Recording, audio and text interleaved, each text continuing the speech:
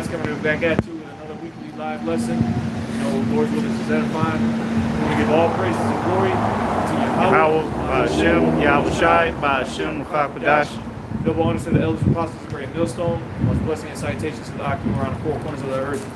We're diligently pushing out this truth and this truth with sincerity. You know, we're just going to go in the spirit of prophecy today.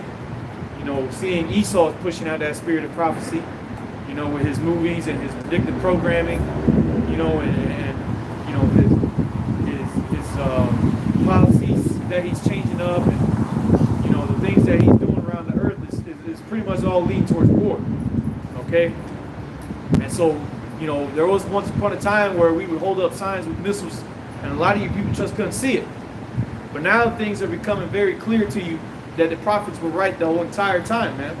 Now we don't even have to hold up the sign because it's clear as day what's getting ready to come to the earth, man. They're putting it in your movies, all right? They're putting it in your newspapers, all right? Your UN leaders, all right? Your representatives for this country are leading this nation to cause the other nations to hate this place, so that eventually Revelation 17 comes to fruition. 2nd Ezra 15, 2nd Ezra 16, all right, so on and so forth. Jeremiah 49, Jeremiah 50, all right. Hey, real article, this is on Reuters. It says Russia to test launch 7 intercontinental ballistic missiles in 2024. Oh, dude, they're gonna launch. It said 7. 7, There yeah. you go, man, a complete number. They're gonna launch more than that. Oh, they're getting ready to not test them Man, soon. they can be the It ain't gonna be a test soon. It's a bullshit test, man. They're gonna show just like in that movie, Leave the Earth Behind. You know, this is not a test. It's an emergency broadcast. This is what's happening. Yeah, and didn't we just have in October the emergency broadcast jump off? Testing them. Yeah. Exactly, man. So things are becoming more clear for you people, man. Or it should be becoming clear, man. The picture should be coming together, just like in a puzzle. At first, it looks confusing. You don't know what you're looking at, but as the pieces start falling in place, the image becomes clearer. And now we're getting ready to where the last few pieces that the Lord has to place upon the earth is going to be put, and then the puzzle is going to be complete. And guess what? When the puzzle is complete, that's the end of this place. That's the end of America, the great joy of the earth. Yeah, this place will be destroyed along with all its wickedness, man. Along with all its folly, all right, its mirth. Everything that you see here in America is going to be done away with, man. And call Allah Yahbashim Al Shai for that, man, because we fed up with this place. All right? Can't eat. No matter what you do, the food is defiled. The women are defiled. Our children are polluted through the education system. This world is just, it's terrible. It's a terrible place to live in, man. This is the worst punishment you could ever receive, man, to have to deal with the things that you deal with, especially here in Babylon the Great. Let's go ahead and start with that. This is in the book of 1 Corinthians, chapter 13, verse 9. For we know in part, and we prophesy in part. We know in part and we prophesied in part, man. Some things we know because things took place back, you know, when we first started coming out.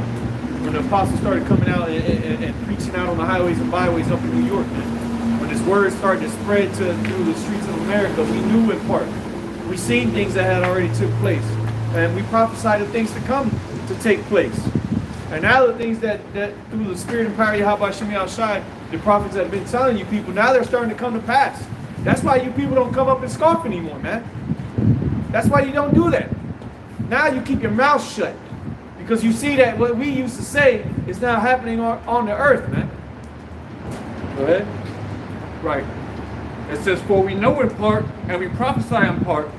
And again, this is 1 Corinthians chapter 13, verse 9. This is verse 10. But when that which is perfect is come, then that which is in part shall be done away. Yeah, that which was in part is going to be done away with, because we knew in part, right, as we're going to get into, we knew that these things are going to take place. We just didn't know exactly when or how things were going to come to fruition. But now that's done away with. Now it's here. You know? That's what the elders say, that we know more than the apostles and the prophets of old. All right? Not trying to take nothing away from them or anything like that, which people say that we're doing. But no, we're living in those times right now. Shake still. So it all makes sense. It's like the rule is mentioned about the puzzle pieces. Now the puzzle is basically the picture is clear. We know what it is. We just got to put the rest of the pieces in there, right? But it goes on to say, verse 11. When I was a child, I spake as a child. I understood as a child. I thought as a child. But when I became a man, I put away childish things. For now we see through a glass darkly, but then face to face. Yeah, but then face to face, and this is what you people are going to come to realize here soon when it's too late. Because when things are going to be in your face, hey man, there ain't going to be no escaping no more. It ain't going to be no more preparing yourself because it's right there. Okay, but what the prophets have seen that through that crystal ball. Exactly. We've seen that image that was cloudy, wasn't fully pictured. You could just see the silhouette of what it was. But now we see, now as things are here face to face. Now Elon Musk is doing human trials on the AI chips. You know what? No one's batting the eye. No one's really talking about it like that. It's not like it's even on anybody's mind. Like, yo, they're actually putting chips in people's brains now. Like that. Human trials. They don't even do that with medication. They're chipping people's brain, and people lining up for it by the thousands. People lining up, standing in line, playing with their phones and shit, waiting to get the brain chip. Yeah, they showed you. Damn, I've seen this movie not too long ago. They showed you that, and that they were like, it was all right. So pretty much this FBI agent had died in combat, and he hid some shit, and like they were trying to find out where it was. So they implanted his memories into some dude. They like put a chip in his brain and uploaded the other dude's shit. And then the guy was like, so how successful is this operation? The guy's like, successful. This is the first trial, the human trial. We're gonna find out. We're gonna find out today. That's what they're doing right now, man. So it used to be far-fetched about having something implanted in you. You know? It used to be so far-fetched. Oh, that never happened. What are you talking about? What do you mean, what are we talking about? We're telling you the things to come. See? And the majority of you people didn't realize it, but now you've become accustomed to it. And like your brother said, you didn't even bat an eye. You didn't even double think things. And they're doing Neuralink trials, but they've been implanted chips in people's heads. Neuralink is just the brand. They've been doing it for deaf people, for blind people, to see digital specs, and it would be like they could see like a computerized version of the world. Well, they got a dude. I did a video probably earlier this year, maybe last year. Dude driving a fucking NASCAR with the brain implant. Yeah, I remember that. Yeah, dude just driving around casually in the track. You forgot. You forgot. I forgot. And that wasn't Neuralink. That was another company. I forgot what. There's two companies. Yeah. I think it starts with M, maybe. I can't remember. But again, that's all. You know, they're putting Elon out there in the forefront for a reason, I believe. You know, because how is it that this man owns the Twitter, right? Right. So and like they just showed in the movie with the Teslas going haywire. Well, what they're gonna be able to monitor your social account, and they just, if you say the wrong shit, they'll turn your Tesla off. And drive that bitch to the factory with you in it. It don't have to be a Tesla. It could be any of these cars. OnStar. Yeah. You know, any vehicle, not just electric vehicles. Any vehicle they can remotely start and turn off. So shit, fuck around and find out. That's where it looked like in that movie. Those cars are headed over to the headquarters in downtown. Yeah. That's where they were all going. It was just so jam packed that they couldn't make it. Imagine you can't get out of the car. They lock the doors on you. And they drive your ass all the way to the loony bin. To the chipping station. Yes. If you want to get out, you gotta get chipped. Yeah, you're gonna have to come out. We're gonna get you out. You're gonna be put in a little think tank. Concentration Think about what you're gonna do.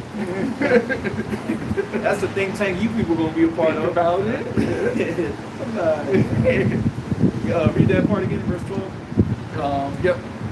Verse 12. This is 1 Corinthians chapter 13, verse 12. For now we see through a glass, darkly, but then face to face. Yeah, that's when we were telling you of these things. The glass darkly, that's when the prophets were telling you of these things. We seen it in our mind's eye. Yep. And it's some brothers seen visions. Oh yeah. You know?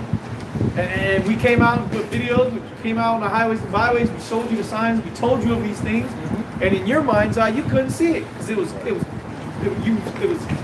viewed darkly. Like, man, I can't see what are these guys talking about. They fucked up. You ignored it. You're like, hey, ain't that serious. Y'all looking at stuff too deep. Right. I'm thinking too much. Yeah, now here it is, we get close to 2024, and it's looking like maybe some of this shit might be actually legitimate. Right. What people used to say, y'all watch too many movies. Yep. Well, they showed you that in the movies. They don't understand that. Right. And now you actually seeing the things that we saw in the movies.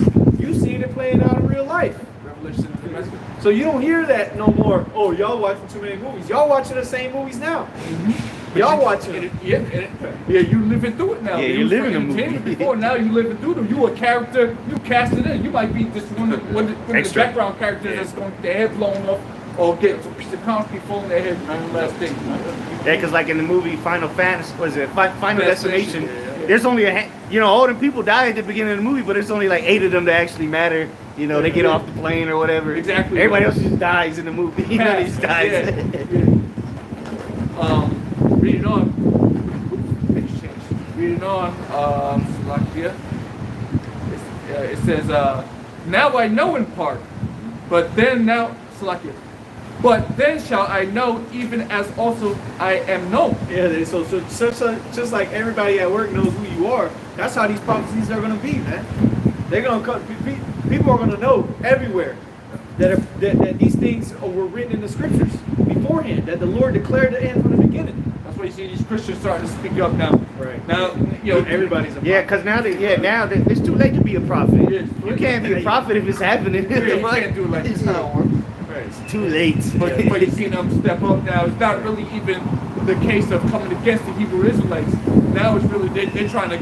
They think they missed the boat. We gotta start prophesying. You did miss the boat. The rapture's coming. Yeah, like yo, son, you was sleeping all the time. We've been prophesying since the 80s, 90s. Okay, before that really, but you know that it's evil. You know that these things will come in the last days. You know, false prophets. Right. You know, and how should I said that? That's why it's scripture. Well, let me get it real quick.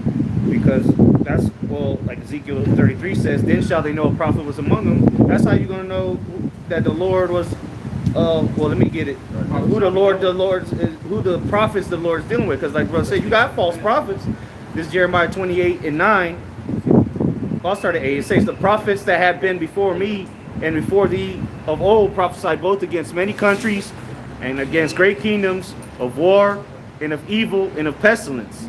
The prophet which prophesieth of peace, when the word of the prophet shall come to pass, then shall the prophet be known that the Lord hath truly sent him. Yeah, see, so here it is. The world is promising you peace and safety, and these Christian pastors are saying peace and safety is going to come in the midst of all this, that there's a sanctuary, but there is a sanctuary, but it's not the things outside of that sanctuary ain't going to be played out like you think it is, man.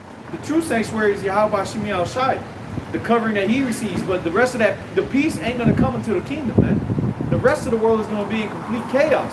It's going to be a lot of turmoil, and it's going to be a great time of testing for you people. Okay? That's how you're going to be witness unto these things taking place on the earth, man. You got to be tested. You got to go through these things. Otherwise, you're not going to be a testator. Okay? There is no test without, there is no testament without the test. Okay? And you're going to be you're going to be witness to these things taking place on the earth, man. But until these things come to pass, you ain't going to know that the prophet's been amongst them, man. We see who the prophets are, because the things that the apostles and elders have been saying for years are now coming to pass.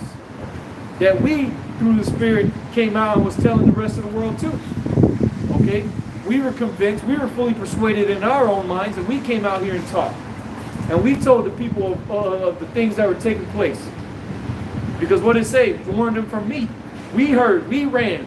We started warning everybody we know. That's usually how it goes. You learn about this truth, you start telling everybody in your family. The first people you come in contact with. Yep. And then you go out on the highways and byways and start telling strangers. Exactly. Warning everybody. Yep.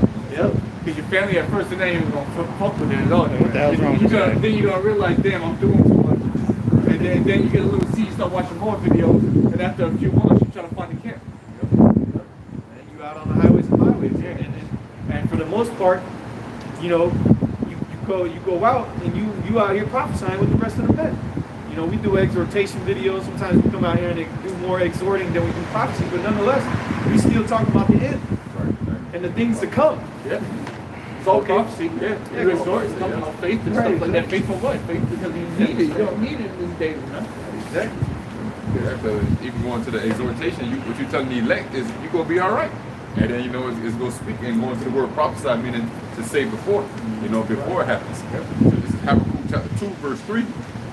For the vision is yet for an appointed time, but at the end it shall speak and not lie. Yeah, that's read that last part in Corinthians again. That knowing part. Now I know in part. Now the vision was yet for an appointed time. The vision was the knowing in part. Because we know what was going to happen. We see it, but we just didn't know when or how it was going to lead up to it. Read that part again. 1 Corinthians chapter 13, verse 12. For now we see through a glass darkly, but then face to face. Then face to face, man. So then is that vision that appointed time is going to come. That's the face to face. You will be in it. Right. Yeah, it's going to be right there. Exactly, yeah. Freddy Krueger and all.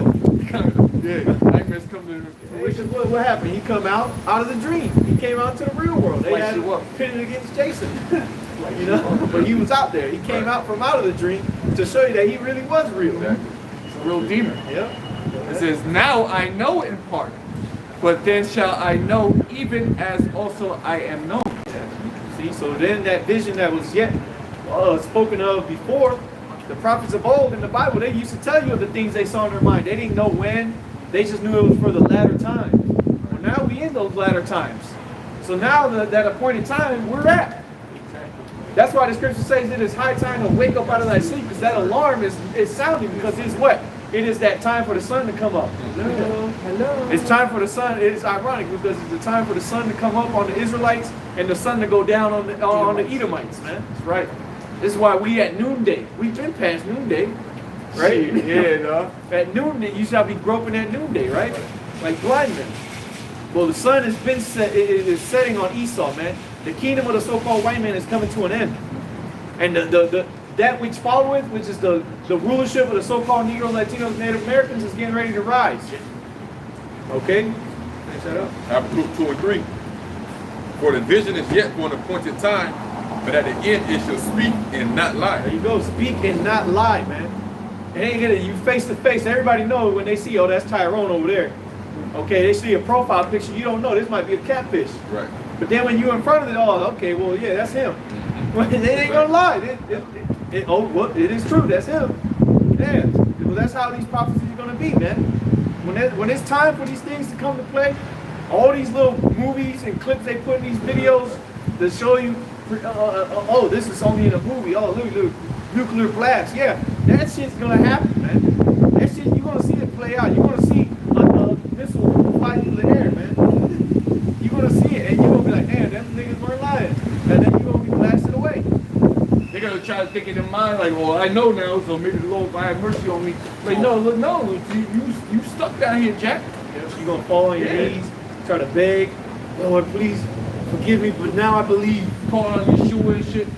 You thinking Yeshua the name? God, Jesus. you know? Yeah, Jesus. Was Start it going, pig? with Christ. Eat pig or whatever. Yeah, a yes pig. So, yeah. Bigger, air pig, yeah. Yeah, that's what you're gonna be called. That fucking eBay name.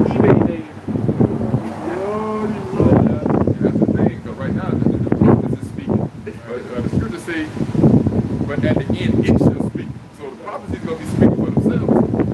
The prophets is here to say it before, to warn you before it comes. Well, these times are going to pass. It's going to be right there live in effect. It says, though it tarry, wait for it, because it will surely come. It will not tarry. Yeah, see, and it's not going to tarry because the words of the Lord shall no longer be prolonged. Right. At that time, it's going to be time for the Lord to speak. And that's what you people don't want. Trust me. Yeah. You don't want to hear the Lord. Yeah, You want Moses to and all that. Yeah, Yeah, you don't want it, dog. you don't want it, man. pulling up. There was a reason why the Israelites wanted to hear it from Moses rather than the Lord, man. Change their mind. They're like, nah, let's deal with you, Moses. Never mind. Get it. My bad. What the fuck? They seen that chariot coming down there? Oh, hell no. Moses, you know what? You can go in there and tell us what he says. Yep. That was it on that. Yeah, that was it on that. We get to that point, yep. Ezekiel chapter 3, verse 26. This is going to be that time in the Amos 8 and 11. speaking, being the Lord speaking, that means there ain't gonna be no more prophets out here speaking. Our job is done. Our heralding in of the Lord is over with, because now he's gonna be him speaking. Go ahead. Ezekiel chapter 3, verse 26. Yeah, you don't need the prophets out. Once the judgments come, what you need them to keep prophesying to you? It's already here. There's no need for us to be out here much longer, you know. It's say before. Yeah. Not while they burning down, like they were burning down Babylon. I mean, the Babylon, yeah, Jeremiah's over there. Hey, told you. No, he was in the pit. The Lord hid him in there, you know. So people thought, yeah, we're gonna get Jeremiah, but really the Lord had it so he would be safe in there when they came. And then they said, hey, wait a minute, this Jeremiah, man, get him out of there. Let him out. Yep. Go ahead. Ezekiel chapter 3, verse 26. Man, that's why, man, that's so like it. That's why when we get cast into prisons and we get, go through this, our trials and tribulations, man, you gotta remember, man, the Lord's doing this for a purpose. That's right, bro. It may be very well be that you in this situation to be delivered from something else, man. Trust in the Lord, man. Yeah, it goes to anything in life too. You could be driving and you miss your turn. Your neighborhood get blown up. They come get you, and then your neighborhood gets blown up later. Yeah. You weren't home to perish in that. So I mean, anything can happen. So just call on Yahweh Shepherd, everything. Just move to the Spirit. That's what we say when we say we move to the Spirit. We just let the Spirit guide us, man. Oh, we missed the turn. Oh, well, we can just go to the next turn, turn back around. Don't worry about it. Don't question it. Just make it right. Yeah, just make it right. Yeah. Ezekiel chapter 3, verse 26. But that, and I will make thy tongue cleave to the roof of thy mouth. See, it ain't gonna be no longer the prophet speaking. We're gonna have a dumb spirit on us. The spirit of we're gonna have a Terrell-like spirit. Where should we go? Jeremiah 15? Mute, mute, dumb, yeah. I don't know, man. All I can do is mumble. I got peanut butter in my mouth. It says, and I will make thy tongue cleave to the roof of thy mouth, that thou shalt be dumb, and shall not be to them a reprover. Yeah, we ain't gonna be telling you no more, correcting you. Get right before the Lord comes back. Because now the Lord's here. There ain't no more getting right before the Lord comes back if he's already here. Here it is. We've been trying to tell you to get your room cleaned up before Dad comes home. Now Dad's here. Why am I going to sit here and tell you? Now my ass is in a corner somewhere because I don't want to catch his wrath. And I'm like, you know what? Let me go over into my room and close my door. Because you about to get your ass whooped. You're going to see it from the distance. Yeah, we're going to tell you what? I told you so. Yeah. I want nothing to do with that ass whooping, bro. I did what I was supposed to do. I was telling you to stop, man. You would get in trouble. Right. So you don't want to be around the angry master, because he start swinging that whip everywhere. Anybody in the vicinity, man. Your parents used to do that to us. Well, you want some too? Yeah, you want some too? You think it's funny? Yep. Yeah, that's why, just like Kendrick Lamar said in one of his songs, man, it's better to live like the Most High does exist than to live like he don't and find out you were wrong, man. Because you're going to find out that, and the majority of the people on earth are getting ready to find out, man. And what's so evil about serving the Lord? What's so evil about living a life after the heart of the Most High, man? But see, that's where the majority of you people going wrong, man. Is that you didn't consider the latter end. You didn't consider what was being told onto you. What if this is true? What am I going to do in that day if I lived like it wasn't? That means you weren't prepared. You're too much under the spell. Right. So it comes down to it feels good to be under the spell of Babylon. Right. And you just said something before I finish this Ezekiel. Let me get this. This is the book of, I believe it's Joshua chapter 24, verse 15. Yep, verse 15. It says, and if it seem evil unto you to serve the Lord, which you just said, okay, because that's what it seems like to a lot of you, like this is like a pain in the ass, that what we're doing, we wrong for what we saying, we racist, that we should all come together, everybody's the same, everybody equal. It says, and if it seem evil unto you to serve the Lord, choose you this day whom you will serve. Yeah, because when you come to serve the Lord, you contrary to the world. You become contrary, adversarial against the world, or the world is adversarial to you. And and you want no parts of what comes with being a part of this world. Right. So people be like, yo, what's wrong with you? Why would you want to choose to do this? Why would you believe in this? You don't even see it happening. I just can't believe in that. Well, I would rather follow and put my heart into this than to live a lie, man. Than to just go about living like I'm just flowing with the wind, man. That's not living, man. That's just deceiving yourself into believing that there ain't nothing else. That's called delusion. That's what that is, man. Because the reality is that there is a creator. The reality is that everything is planned. The illusion is the free will. You don't have free will, and that's what the world tells you, because that's what Satan tells you. That's what Satan told the woman. You won't surely die. You have this knowledge of good and evil. You be just like the man and the Most High. You know? But what happened? She died. And what's going to happen to the majority of y'all? You're going to die. You're going to realize that you were lied to your entire life, and that the truth was right in front of you the entire time, man. That's why the books, the scriptures tell you, man, that this day is life and death presented unto you. Therefore, choose life, or rather choose life. I got something for you. Proverbs, where to go with that? Proverbs 6:23. For the commandment is a lamp, and the law is light, and reproofs of instruction are the way of life. There you go, man. How can you live a life without correction, without being reproved and steered the right way, man? To be successful, because that's what the ways of the Lord lead you to, is success. To live a healthy, financially stable life, man. When you serve the Lord. Okay? Back to Joshua 24, verse 15. And if it seem evil unto you to serve the Lord, choose you this day whom ye will serve. There you go. Choose you this day whom ye shall serve. Okay? Whether the gods which your fathers served that were on the other side of the flood. Right. And what happened to them? Hence, on the other side of the flood. They ain't here, no, they gone. Right.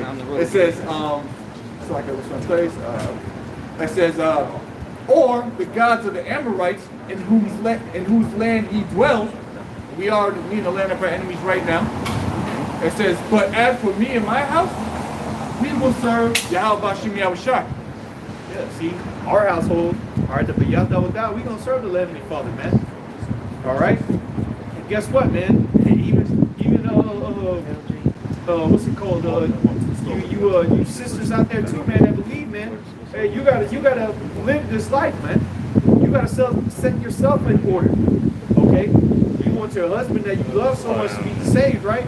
Well, you want your kids to be delivered. Well, set yourself in order, man.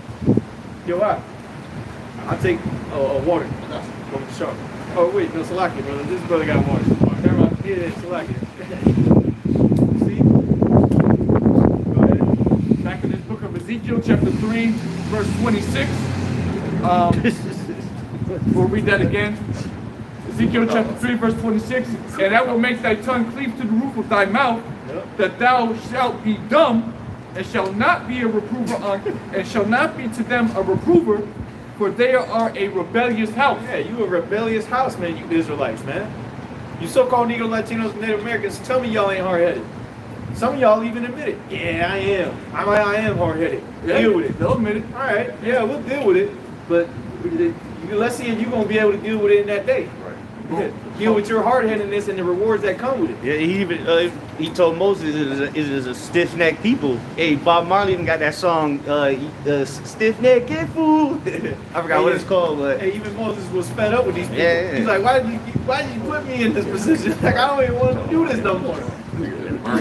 Yeah. He was fed up. Moses was fed up with these niggas, man. He's like, yo, fuck, man. And he still didn't want y'all to die. That goes to show you, man, the spirit that the men of the Lord have, man, is the spirit of the Lord, man, a merciful spirit.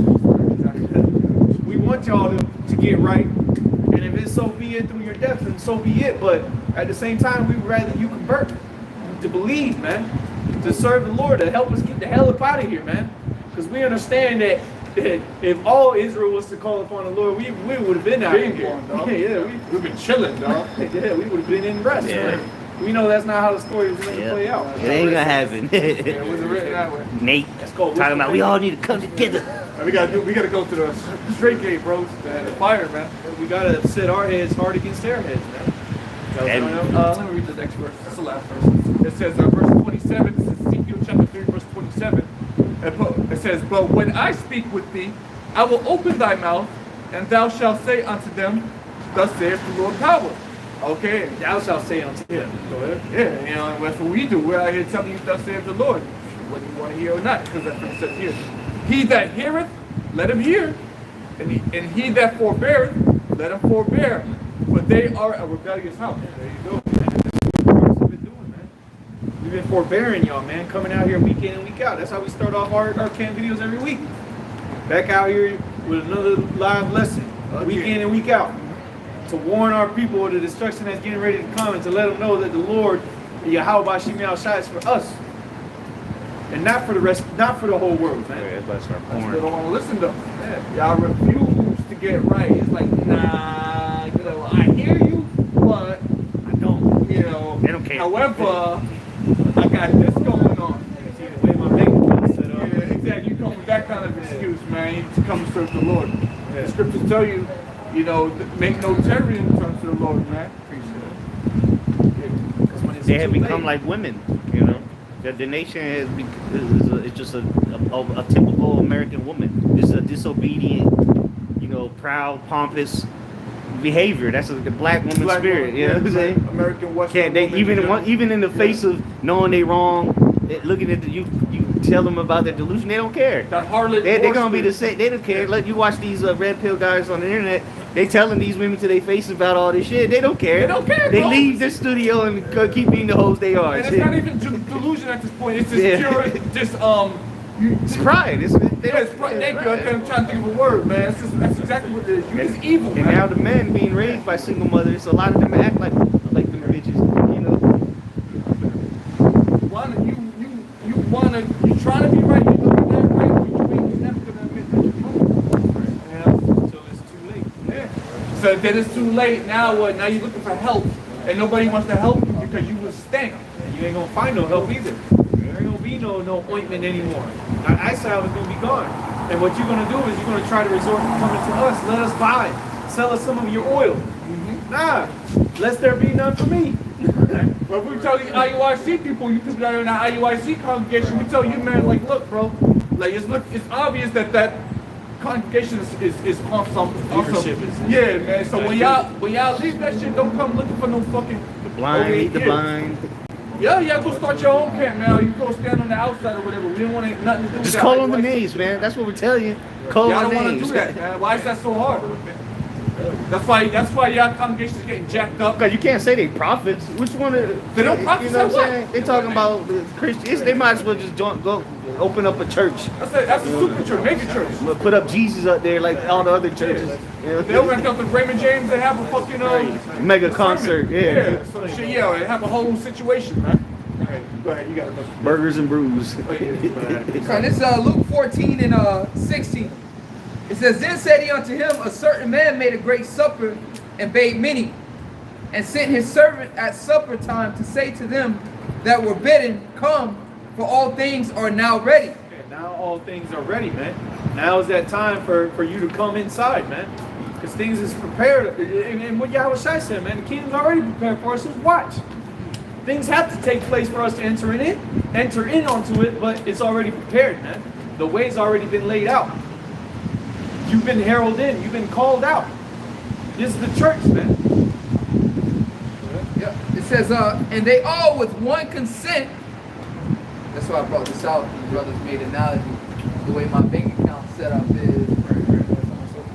It says, And they all with one consent began to make excuse. The first said unto him, I have bought a piece of ground, and I must needs to go and see it. I pray thee have me excused. And another said, I have bought 5 yoke of oxen, and I go to prove them. I pray thee have me excused. I got the land.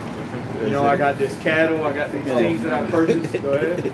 And another said, I have married a wife, and therefore I cannot come. Yep. Married. I just recently got married. You Okay, understand, right? Making all these, yeah, you understand, man. Go on, man. Come on, man. I just got married.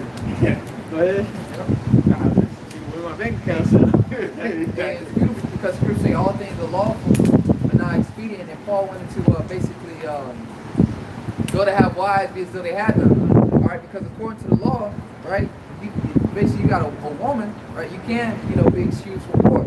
But hey, we're not in that time. Was it like a year? Yeah. 2 years, So- something like so that? I have that luxury right now. but he want to use that excuse, like, bro, still, that still don't matter. Go on. The law, but the law. It's a different situation, brother. Exactly. Exactly. Yep. Melchizedek. It says, so that the servant came and showed his lord these things. Then the master of the house, being angry, said to his servant, go out quickly into the streets and the lanes of the city, and bring in hither the poor and the maimed and the halt and the blind. And the servant said, Lord, it is done as thou hast commanded, and yet there is room. He said, go out quickly. Okay? That's why we out here, man. And guess what? The time frame of the prophets have been out here to warn you people ain't really been a long time in the sight of the Lord, man. It's only been a few hours. 1 hour. 1 hour, yeah, there you go. Which is 48 years. Yep. Prophesying, man. Go ahead. It says, and the Lord said unto the servant, go out into the highways and hedges. Hey, so the park, because you had clowns over here talking shit to brothers that be at these parks, or like, oh, y'all ain't in the public view no more. Yeah. They said the hedges, the highways and the hedges, man. So In not the only cut. are we everywhere, man. Everywhere, bro. We at the park, we at the main chief place of concourse. We're on man. the internet. I mean, shit, what else you want from us? Shit. Yeah, damn. Every crevice, man. Right. It says, and compel them to come in, that my house may be filled. Right. That my house may be filled, man. What house? The house of the Lord, the secret place, the secret chambers. And the point being, man, is that you can make all the excuses in the world. Is you're gonna come looking for the prophets when the time comes, man. When we ain't out here no more, that's when y'all gonna come looking for us. Because you're gonna realize that your ass is out out here through. You ain't gonna have no covering. You ain't gonna have no more warnings because the threat is here. And, hey man, it seems funny. It seems funny to everybody when shit is sweet. Yeah. If you see a prophet, it might not be a good sign. It might be because he about to witness you get judged. You run across a prophet, you was talking shit down, that don't mean Or put getting you to mercy. flight. Shit. Yeah, you ain't getting mercy. There's some other shit about to happen. You might want to turn the other way. Shit, that's what Yep. Prolong your little see him life. flying. And that's the thing, man, is we out here telling you, man, that this time the prophets are out here on the highways and hedges is coming to an end, man. We ain't gonna be warning you no more because the vision that was yet for an important time, it shall speak, man, and not lie. And you're gonna know who the prophets were. Okay, go ahead and get that name on it. This is the book of Amos, chapter 8, verse 11. Behold, the days come, saith the Lord power, that I will send a famine in the land, not a famine of bread, nor a thirst for water, but of hearing the words of Yahweh. But in hearing the words of Yahweh, man, who the world literally calls God and Jesus Christ, you're gonna find the famine of hearing His word. But hearing His words at the mouth of who? The prophets. Because you ain't gonna be no longer hearing the words, you're gonna be seeing it. You're gonna be seeing these things take place on the earth, man. And at that point, man, there ain't gonna be no point for you to get right. Like they hear, oh, are you listening, or do you just hear me? Well, there ain't gonna be none of that no more, man. Because now it's gonna be the time for you to see. You're gonna see the things take place on the earth. That's why when these things come to pass, and lo, they will come. Then shall they know that our prophet has been amongst you, man. Then that's when it's gonna be like, oh shit, that dude was right. That dude was right the entire time, and I didn't listen. And what are you gonna do in that day? Because there ain't gonna be no coming out here with a garment. You ain't gonna be able to call us. Yeah, you gonna go to Walmart with your chip and be like, you know what? Let me get that garment. Let me get that 6 feet. And now the gold fringes. Yeah, the gold fringes. It's not my fabric. It's a damn garment. Too late, dog. Walmart gonna be looking at you stupid. You know those guys ain't even out there no more, right? You're gonna use the mark of the beast to buy fringes. Somebody will do it. Hell yeah, dog. you best Somebody will believe. do it, dog. Well, as long as I repent. Oh, and they said this is in the mark of the beast. They're gonna be looking. That robot gonna be looking at you like, you know, these guys are getting persecuted, right? The robot. You know. Well, you'll be flagged right there and then. Immediately flag to be outside. The robots will be outside waiting for you. Just buy a thing of yellow yarn. Buy a Bible. See if they won't. Yeah, for real. You're gonna make some fringes. What do you mean? Right, fringes. That's you gonna get blacklisted, like the brother said, immediately. Gates are gonna close. Shit ain't Or they gonna could just cancel. Yeah, they'll just freeze your accounts. 10 points. They just freeze everything. Now you're just fucked anyway. Yep. Exactly. Free your account. See, but that time of hearing the words of the Lord is gonna stop, man. Because then it's gonna be time for the Lord to speak. And see, the scriptures talk about it being a terrible thing to fall into the hands of the living power. Y'all don't understand what the Lord is getting ready to do on the earth. Right now he's doing something, but he's letting you know that he's getting ready to get things turned up. That the Lord himself is going to come down. What is it saying? Real quick, get 2nd Ezra chapter 9. Bokashar, because the Lord is getting ready to visit this place, man. Right. Right now, the Lord is here through his spirit, man, through the spirit of his son. But soon he's going to send his son. Soon he's going to have things come out and play out on the earth, man. And you don't want to be around. I'm telling you, people, man, you don't want to be around when things play out on the earth, man. It's going to be a terrible time, a time like no other. You read these scriptures and they don't even tell you about it in church, but you read these things and you should wonder, why is it going to be a time like no other? Why is the scriptures talking about that people are going to be weeping and there's going to be gnashing of teeth?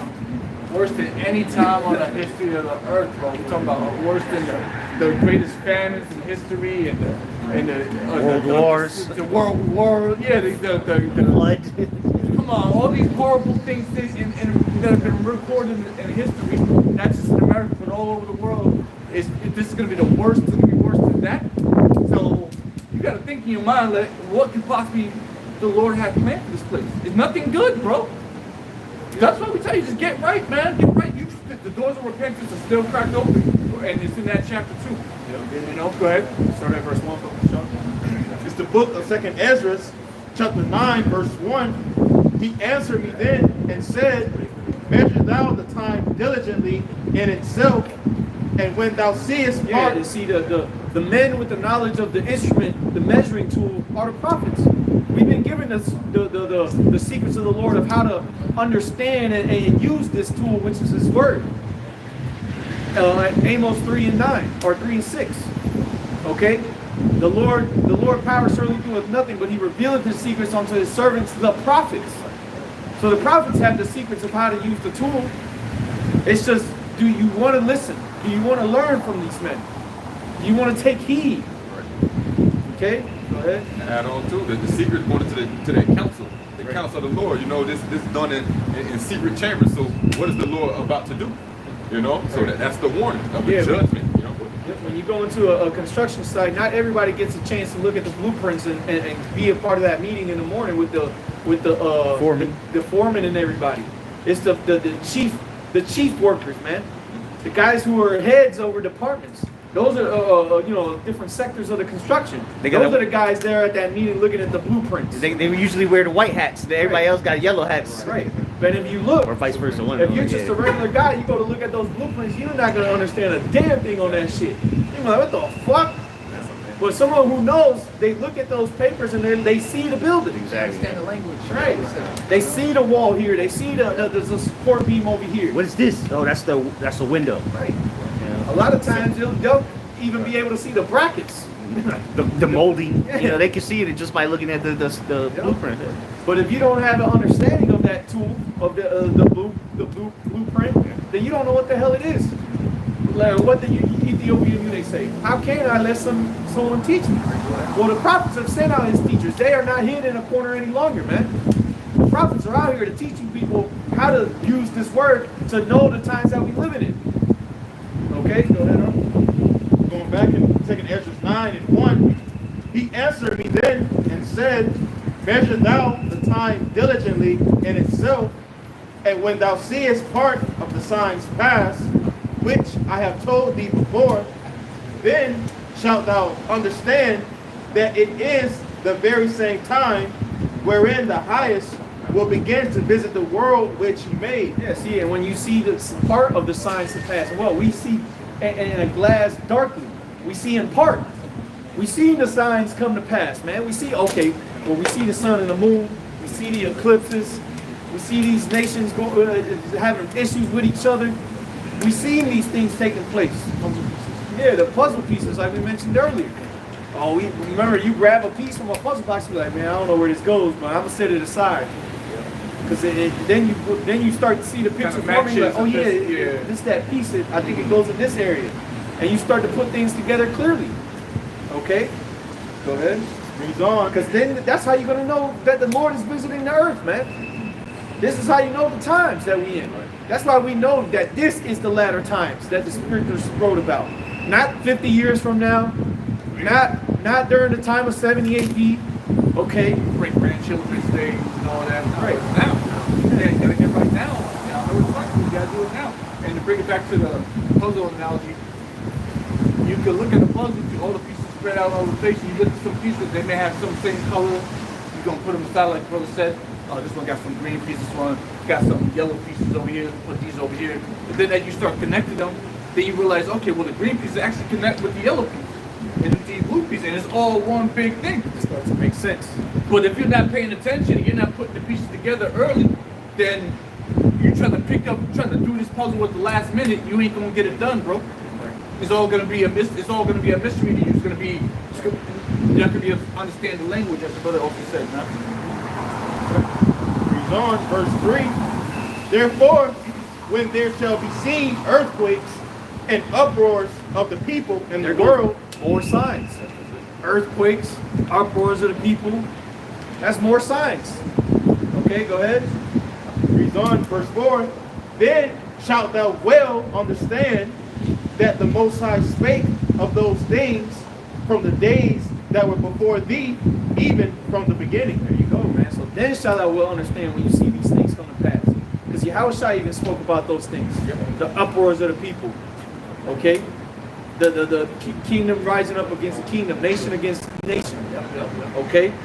This is what the Lord spoke about, man. This is what the Messiah was telling his disciples of when what would be taking place on the earth before he returned, man. And you know you went deep.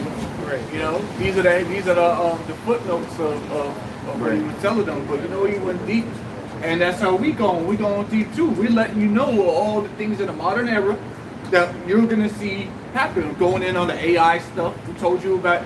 You put up the article about we doing the McDonald's. They're gonna get late. Everybody losing their jobs. Okay, to AI, and to robots. We was telling you about that shit. Like when they first introduced that, when they was talking about raising the damn pay rate, man. No, well they're gonna raise your rate, but they're gonna give the fucking job to robots. Here it is, they did that, and now here it is. Another thing where people are suffering unemployment. Yeah. All right, the hyperinflation that's on the horizon, which is inflation right now, and people are feeling it. 12%, the highest rate of homelessness ever. In history of the United 12%, States. yeah. Saw it on the news this morning. 12% of the population is 12% of the population is homeless. God, That's just what they damn. say. And exactly, that's what they say. Because you still have people that are working, That are homeless. that are living in cars. Yep. I see it all the time now. Yeah, fully functioning, living in their car. You go to Wawa and you see a car with straps and you know Blinds up and tarp shit. all over the car, and you be like, damn, this motherfucker living in there. And you see that shit on the regular Can't now. do that at Walmart no more because they're not 24/7. Seats laid back. Matter of fact, just to show you how bad it is, go on YouTube and type in car hacks, man. You got people creating shit for their cars to make a bed, and I'm like, damn, what the I mean, the fuck? Camaro, they be sitting in the Camaro, they got everything set up. They got a microwave and shit like that. In the passenger I seen seat, it. goddamn. Yeah, but the reason why those videos are coming out is because more and more people are living in the cars and they're trying to figure out ways to set up their vehicle to be able to live in it, man. Generation Z. And living together. You know? Right? You know what I'm saying? If you gotta go home and stay with your mom, Right. or your dad, or your aunt or uncle, you homeless, Roommate, man. or whatever. Right. You're You know what I'm homeless. saying? You ain't got your own crib. That's just how it You're not a homeowner. My front neighbor I called him this morning to go get some dog food, and he's like, "Oh, I'm not home at my work, but my son-in-law is there." He's like, "You know, he'll hand you the bag." I'm thinking in my mind, I'm like, "Damn, You know, Things the getting family, tough. everybody living together. Yeah, Everybody's starting to I mean, come. that counts as homelessness. I guess, yeah. He changed his address on his mailing address, but he's still that ain't your house. You're not paying rent technically. You're just paying the portion of the bills. home. Yeah, and helping. And that's probably just the population they count. But you know how many bums out there that they don't count under. Then I Who's mean- somebody walking around? Are you homeless? Okay. This nigga got a whole. Are you homeless? Come on, man. That motherfucker didn't go get a knock on his Right. on his tent talking about I'm here with the Census Bureau. Right, exactly. Right, exactly. No, hey, that makes sense though, because I remember when Jake wanted to get like food stamps. You say you homeless, you get more. So like the brother's saying, that's just what's collected in the Exactly. system. So yeah, I'm homeless. I need food stamps. Then damn, that's data collected. But like the brother said, walk around, are you homeless? Yeah, so that's just all what's collected in the Exactly. system, the Yeah. data that's collected. Because a lot of these homeless people don't get no benefits. Shit. Only Them thing niggas they ain't might- It's the black woman and the white man. The only thing they might have is the Obama phone. Yeah, exactly. Yeah, Because that's free. Yeah, that's they give it to you for free, but you got to register for it. That you got to prove that your income, you know, is at a certain level. Right. But a lot of people, like the brothers are saying, man, ain't registered, man. A lot of these people are bugged out in their mind. They don't need a phone, man. They lost in Looney World. You Yeah, know, every Looney time, Tunes. every week we come out here, we see a new bum. There's a new homeless person out here every week. Shit, a couple of them. Right. Like, and some of these people look like they still fully working. functional people. Yeah, they still working. Like, you go get a job. People Hell, even sleeping women are outside their becoming job. homeless. People on time employees is rising, man. Yeah. People just sleeping outside their job, sleeping in a parking lot. Yep. Under a bridge. And no, those people aren't going to the club. They ain't got the funds for all that. It's really just they go to work. They have to go to the gym, take a shower. Okay, and you know, so they got to get up at the club crack of dawn. It might be cold as hell out there. These probably people have to living torch some to get effed up down. lives, man. This is a crazy place to live right now. And what's wild is that these things have been told on TV that it would take place. Again, going back to those YouTube videos, man, there's a reason why more and more YouTube videos are popping up of people living in their cars, of life living on the road. I seen one guy. He's he does something online with design, and he lives out of a box truck, man. Probably California. Yeah, well, he actually goes all over the country. Oh, okay. That's his videos that he does. Is him going to different places and meeting new people. But he's able to do it because he works. He's a mobile thing. You know, he can work from home. Yeah, But like he doesn't have a house. Yeah. He can't afford to have a house. So he lives in that truck. minivans. Yeah. People got minivans. Sprinter Oh, vans, that's yeah. That's if you can afford a sprinter van. But you know, people do it in minivan. A town and country. You know, looking 2002 town and country. Hey, but that shit's gonna be. Throwing those seats. Yeah, but people, all that shit's gonna come to. People are gonna be not safe in there because people gonna start busting windows and when shit get bad. Oh, this motherfucker living in here. He gotta have canned goods. Yeah. But when those ESG guidelines start to get implemented, you ain't gonna be able to fill up that shit with diesel anymore or with gas. You're gonna get cut off. And then what you gonna do? They'll be like, hey, you come get this chip, we'll give you a house. It's Section 9 housing. Yeah, well, they got that in California. Those people living in Migrants? pods. Oh, Those living in pods, yeah. shit. Where it's like a complex where you go and it's just a 3x6. Well, that goes to show you America don't give a damn about your American citizens because the migrants, they're coming up here, they getting housing. Them niggas coming from the border, they'll put them up in these brand new apartments. Like, damn. But there's all these homeless people in America. That's a good idea. See, this is why this is all a part of the constraints that the devil is doing to bring about his mark, man. His NWO, his image. You know, you had something Speaking, real quick, yeah, real quick. and then we go back to that second Exodus. It's the book of Matthew chapter 24, because we're going to the signs, and it says, measured out of time diligently in itself. So we have to look at, you know, what's happening on the earth, but, you know, link it back to the scriptures of what Yahweh Shai told us, because the disciples asked him for what would be the sign of thy coming.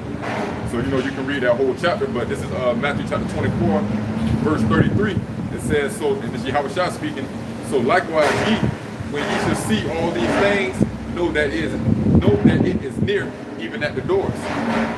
So going to that destruction, man. The destruction is at the doors. You know, the chip is at the doors, and ultimately the salvation of the elect. Yeah, because Yahweh Shai said that when he comes back, you know, he's coming to bring division, man. He's coming to bring a sword. So when he returns, he said that's what's going to take place. So It is not. When you see these things taking place, you know that I'm nigh at the door, man. And I'm not coming back to save everybody. I'm coming to bring a sword, man, to slay people. The slain of the Lord shall be many. Okay? So real quick, St. Luke, it actually says Mashiach divides men. St. Luke 12:49, I am come to send fire on the earth, and what will I if it already be kindled? You know, so the Lord is coming to bring that fire on the earth, man. It's going to get hot. You're going to feel that burn. You're going to feel uncomfortable. And it's all a part of the day of the Lord, man. The coming of the day of Yahweh Shemi Al Shai, man. And this is what the prophets have been warning you. Soon it's going to be time for us to just shut the hell up and watch things play out on the earth, man. And see what you're going to do. Go and call upon your gods. I think it was that Judges 10. Go out and cry and call out to your gods that you chose, man. See if they shall deliver you in that day, man. Yep. And see, the majority of the people serve the God of this world, which is Satan. And you're going to go to him. You're going to go to Esau, Edom, looking for help. And what are you going to find? You're going to find that chip right in his hand. Like, look, this is what I got for you. And all your problems right now. Right. Gold and silver have I none, but that which I have I give to thee in the name of Satan. 4 or 5 minutes of your time, sign here, Become a cyborg. Yeah. Join the robots that replaced you. Put they got all your information in a database. They're gonna upload it to the chip. Who knows what kind of process it's gonna be? But they already got your information. Oh, it's gonna be very simple. Yeah. You'll be able to program your own chip from your phone.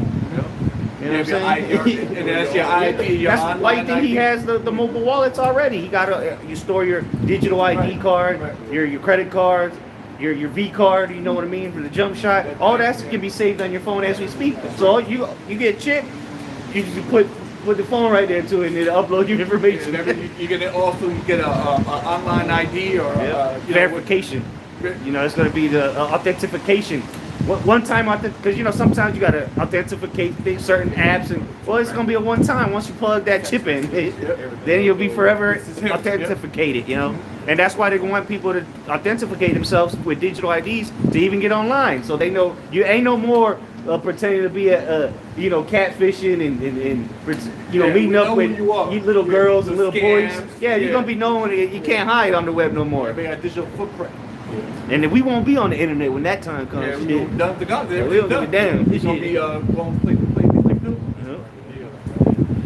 Go back to that second exercise. Going back in the book of 2nd Ezra, chapter 9, verse 4, then shalt thou well understand that the Most High spake of those things from the days that were before thee, even from the beginning.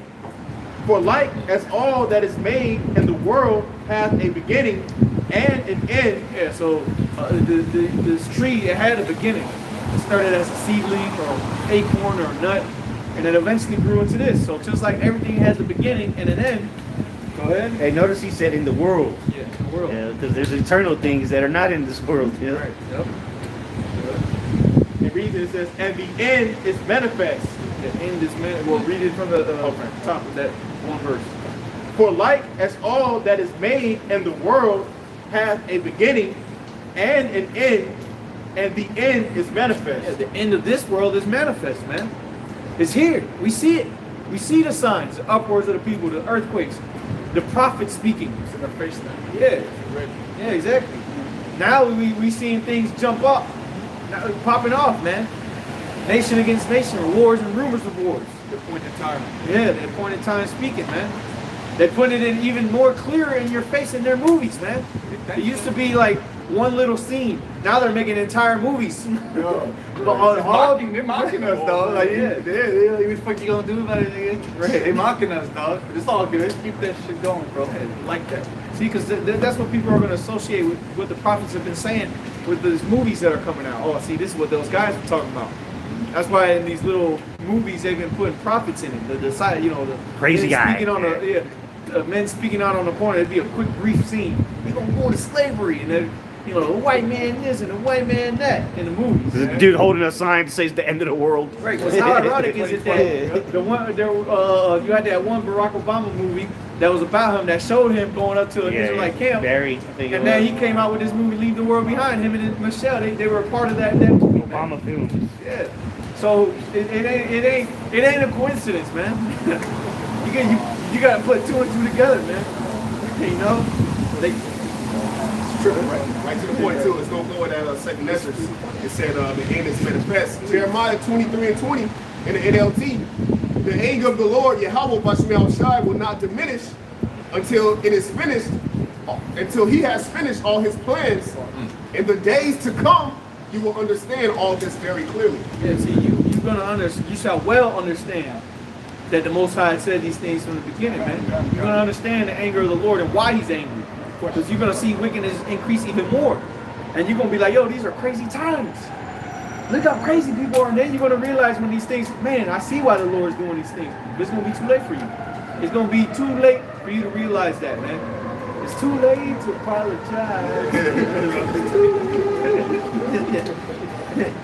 Go ahead, It reads on. Second Ezra chapter 9 and verse 6. Even so, the times also of the highest have plain beginnings and wonders. Plain beginnings, man. Lord made this very simple for you to understand, man. For the start of these things, the prophets were sent out first, and plain upon tables. It was written out for you. Look, this is what's going to take place. It's going to happen. The prophets were sent out to let you know. Go ahead. It reads on. It says, have plain beginnings and wonders and powerful works and endings and effects and signs. Endings and effects and signs. You're going to see the effects of the wickedness that's been played out on the earth. Okay, you're going to see these things. Y'all have a question? You guys have a question? And I asked if you're Jewish. Oh, we the true Israelites, the true Jews, not Jewish. Jews, we Jews. Well, what tribe? Well, we are from Israel. Well, what tribe of Israel? Because the Israelites were a people before it was a place. I'm Levi. My last name is Levi. Well, okay. Right. So, but you do know that those people in that land right now are not the true it's people. 12 like, איך אומרים שבטים? 12 tribes. Right, that were scattered to the four corners of the earth. Yehuda, Benjamin. Here So Benjamin. let me ask you something. In Hebrew, so you said you Levi. Where would you be? Where would you be? Come on, man. You said you were Israel. You from Israel. You should know this. You bring shame upon your own people. Don't even know what tribe you're from. My father is told me, but I Yeah, you've inherited lies. Well, are you Jewish on the line of your mother or your father? both of them. Both of them? Okay. Nobody remember where he's from. Exactly. Nobody. Well, She's let me living in a ask you, less what happened to the rest of these tribes then? If you guys are, Zvulun. Okay. yeah, what happened to the rest of them? What happened to them? What happened to Yeah, what them? happened to What them? do you Where they at? We don't know. Well, because you said Jew is just these three tribes right here. So what happened to the lost tribes, the rest of them? all of them is exist. They what? Exist. Where? Where they at today? איך אני מסביר את זה? How I explain it?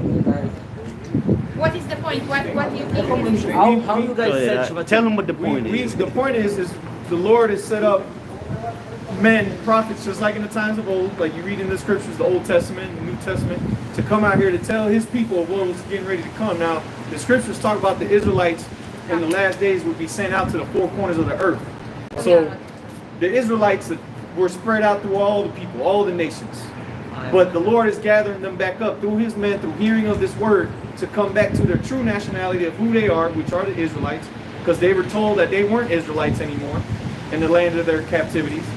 So this is why we have on here the true Israelites, being the so-called Negro, Latino, got Native you. Americans. And one more question. What you know the significance of the year 1948? 1948. Yeah, Israel is wake up. Right. Like, Oh, they woke up. no way. That's what happened. They woke up. They got set up. Yeah. You ever heard of the Balfour Declaration? Then maybe you should look that up, man. Okay, thank you. Because you claiming to be somebody you're not. Thank you, guys. You're welcome. Yeah, they woke up. Get the fuck out of Spirit of the here. Lord camp upon state of Israel. Yeah. Verse 7. Second Ezra 9 and verse 7. And everyone that shall be saved and shall be able to escape by his works and by faith whereby ye have believed shall be preserved from the said perils and shall see my salvation. In order to be saved, you're gonna have to have your works got to be backed by your faith. But it says by what? By faith. Faith coming by what? By hearing. You got to hear these words and believe in them. So that's how faith is, bro. So if you didn't hear and you didn't listen to the prophets, how do you have faith? It's all put in the prophets being out here. Right, exactly. Yeah. Because the prophets show their faith by being out here, so that maybe your knucklehead ass can listen, can hear it once, and then be sealed with the Spirit like we were. We heard it once, and we no questions asked. All right. That's why we out here in on the highways and hedges, the parks, on the hedges.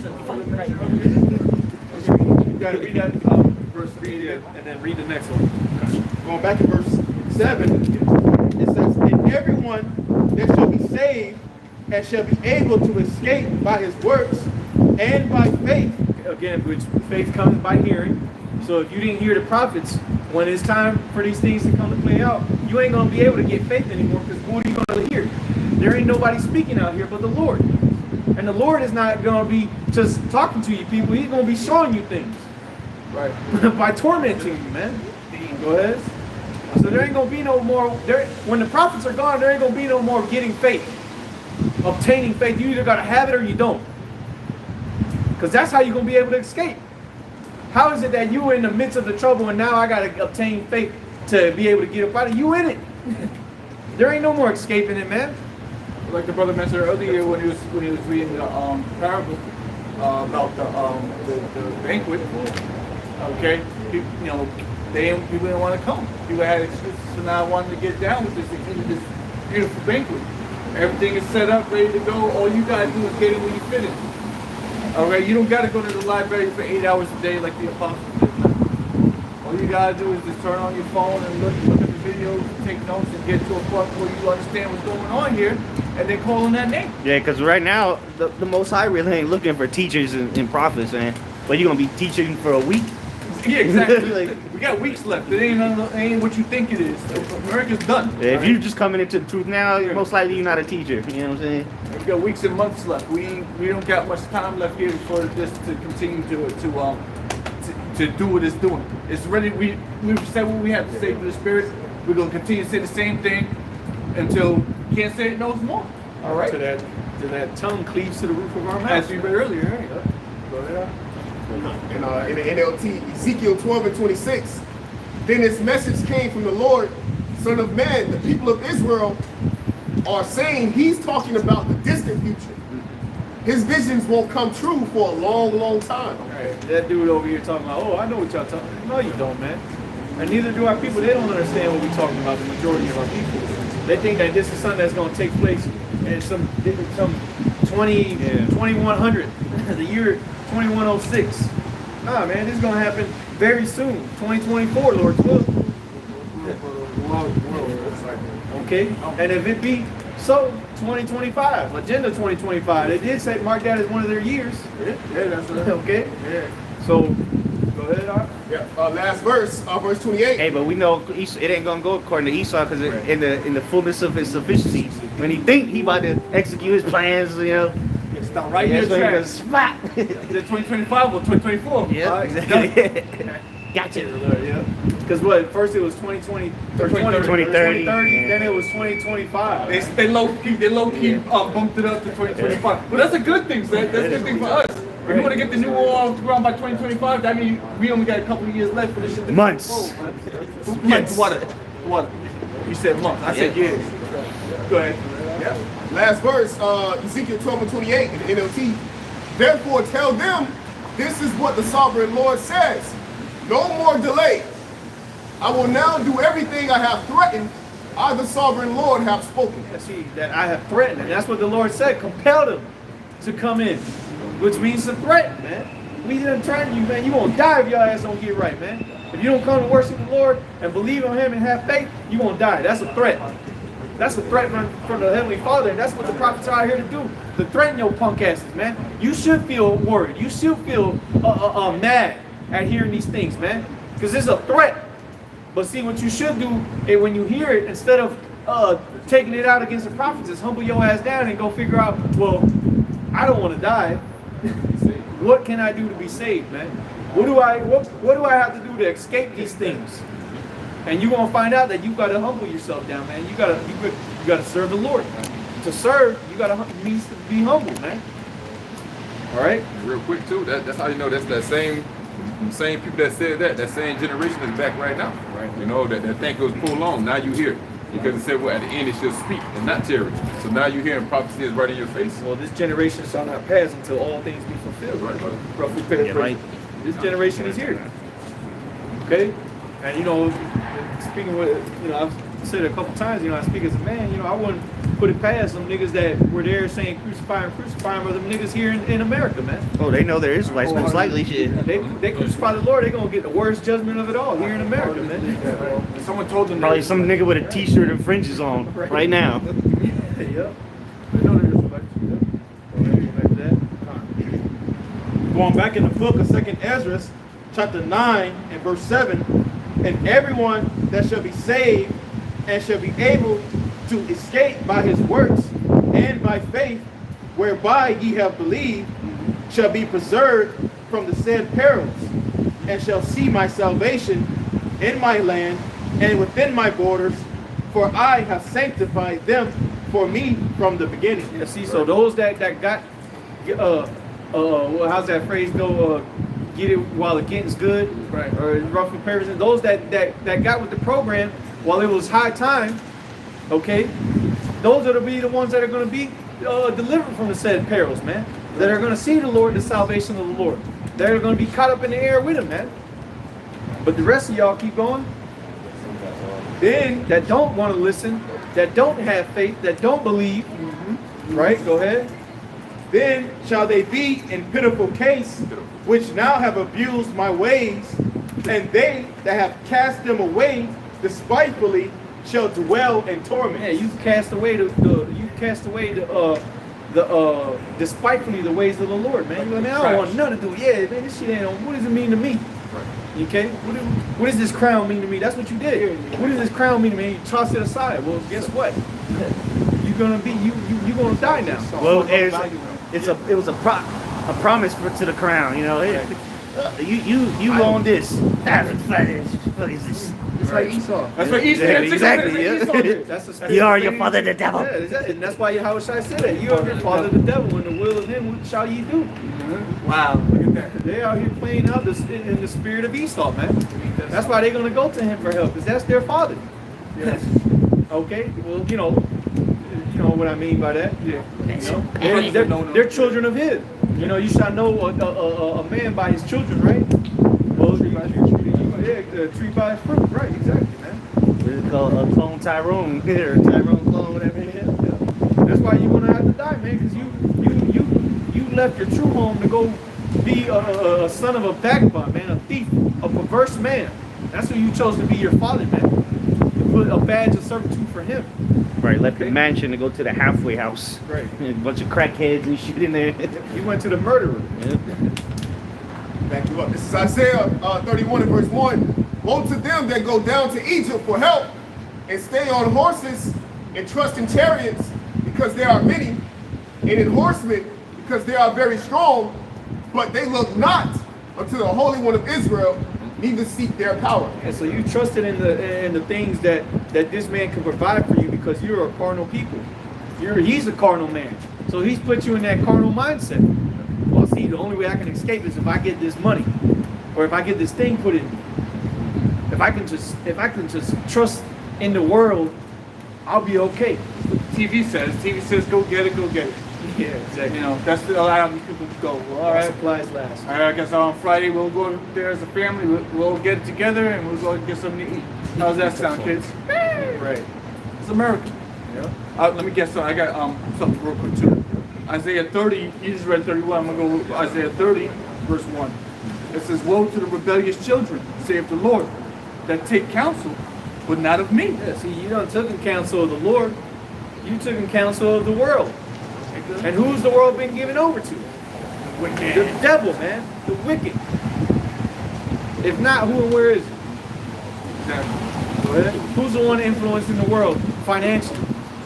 Who's the one steering the world into chaos? Is it the Native Americans? Is it the East Indians? It ain't no Yeah. coolies. Come on, dog. It ain't the zipper heads. Let's be real. Yeah, exactly. Is it the Koreans? Is it Kim Jong Un? Or is it the small hats? Or is it them? Exactly. It's the small hats. Right. Those are your choices. Big noses. It says The quases of the world. the qual. Barry Yeah, God. Manilow. That's Barry it, God. Manilow. Yeah, is it the Barry Manilow's? Yeah, very relevant. You know what I'm talking about, you know. Isaiah chapter 30, verse 1 again, it says, woe to the rebellious children, saith the Lord, that take counsel, but not of me, that cover with the covering. See, and that's the thing when you Israelites is everything else, everything other than the Most High you'll listen to. Exactly. Yeah, you watch all these different videos on YouTube, except the videos of the prophets, and say, ah man, yes, But when it comes to the prophets, this bullshit. I already know that. I don't need to, JP. I don't need to say that. I already know that. You talk about the end of the world. You talk about Revelation. Right, I just can't believe in something like this, but you believe in fucking reptilians. Yeah. You believe in something like Yeah. He said here to watch a 4-hour video about the Anunnaki. And I'll tell you, because I did that shit when I was in the world. I'm 11 trying to figure out what the dimensions. fuck is going on out here. I'm trying to figure out what's the answer. What's going on here? You get blessed with these different, things you learning. you know, the fairies and shit. Yeah, these niggas. The reptilians. wholeheartedly- They always got dreads. Yeah, exactly. You know, they got Now it's everybody. Everybody believe everything I say. Yep. If it ain't got the word Bible in it, they believe in it. Yeah, exactly. It ain't about it. Oh yeah, I believe in that. They make it smell like patchouli. Yeah. With Julie and wear baggy thin pants with different colors and shit on it, It says, and circle glasses. oh god, them, it's our people. Those are the Israelites, man. Right. Smoking God a black shows and the mild. Yeah. With goatees and a mustache. Going to the club Call tonight. themselves woke. And then they'll call themselves down to earth, but they'll watch. Never mind. Go ahead. You know who we're talking about. Right. Isaiah 30:1. That's what. It's like, the scriptures are plain, man. This thing is easy to understand if you just were given, if it was given over for you to believe. But the things that these people listen to is like, how the fuck do you believe in that shit? You would have to believe this and that happened and this chemical. Like, bro, what the fuck? The shit you believe in It's is so way much more fucked up than what we believe in. Right. This shit actually, you. I say shit. I'm speaking as a man, Right. but this what we believe in. It at least you can.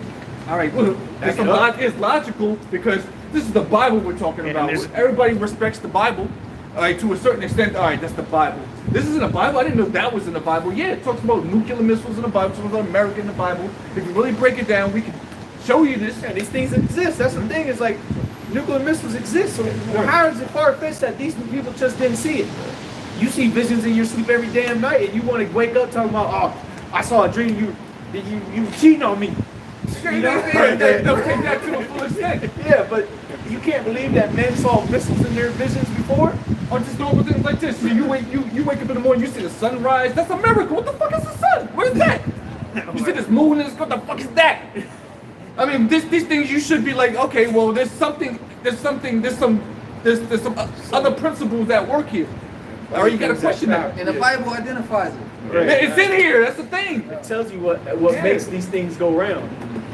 And it's a secular records on it. Right. Outside the scriptures, from all the way to the beginning to everything the scriptures speak about. It's outside sources that the most sources of any book. Outside, where's the big main sources at? Or Esau's bullshit. There ain't no sources. Exactly. How can it be science if no one observed it? Exactly. And the scriptures, everyone has accounts of the flood, so on and so forth. And all the history the Bible goes into, it's all verifiable outside the scriptures. Right. But where's the Big Bang verified at? Yeah. But everybody's excuse is that people back then were just all bugged out. Yeah. People back then just didn't have no sense. They were just writing down stories.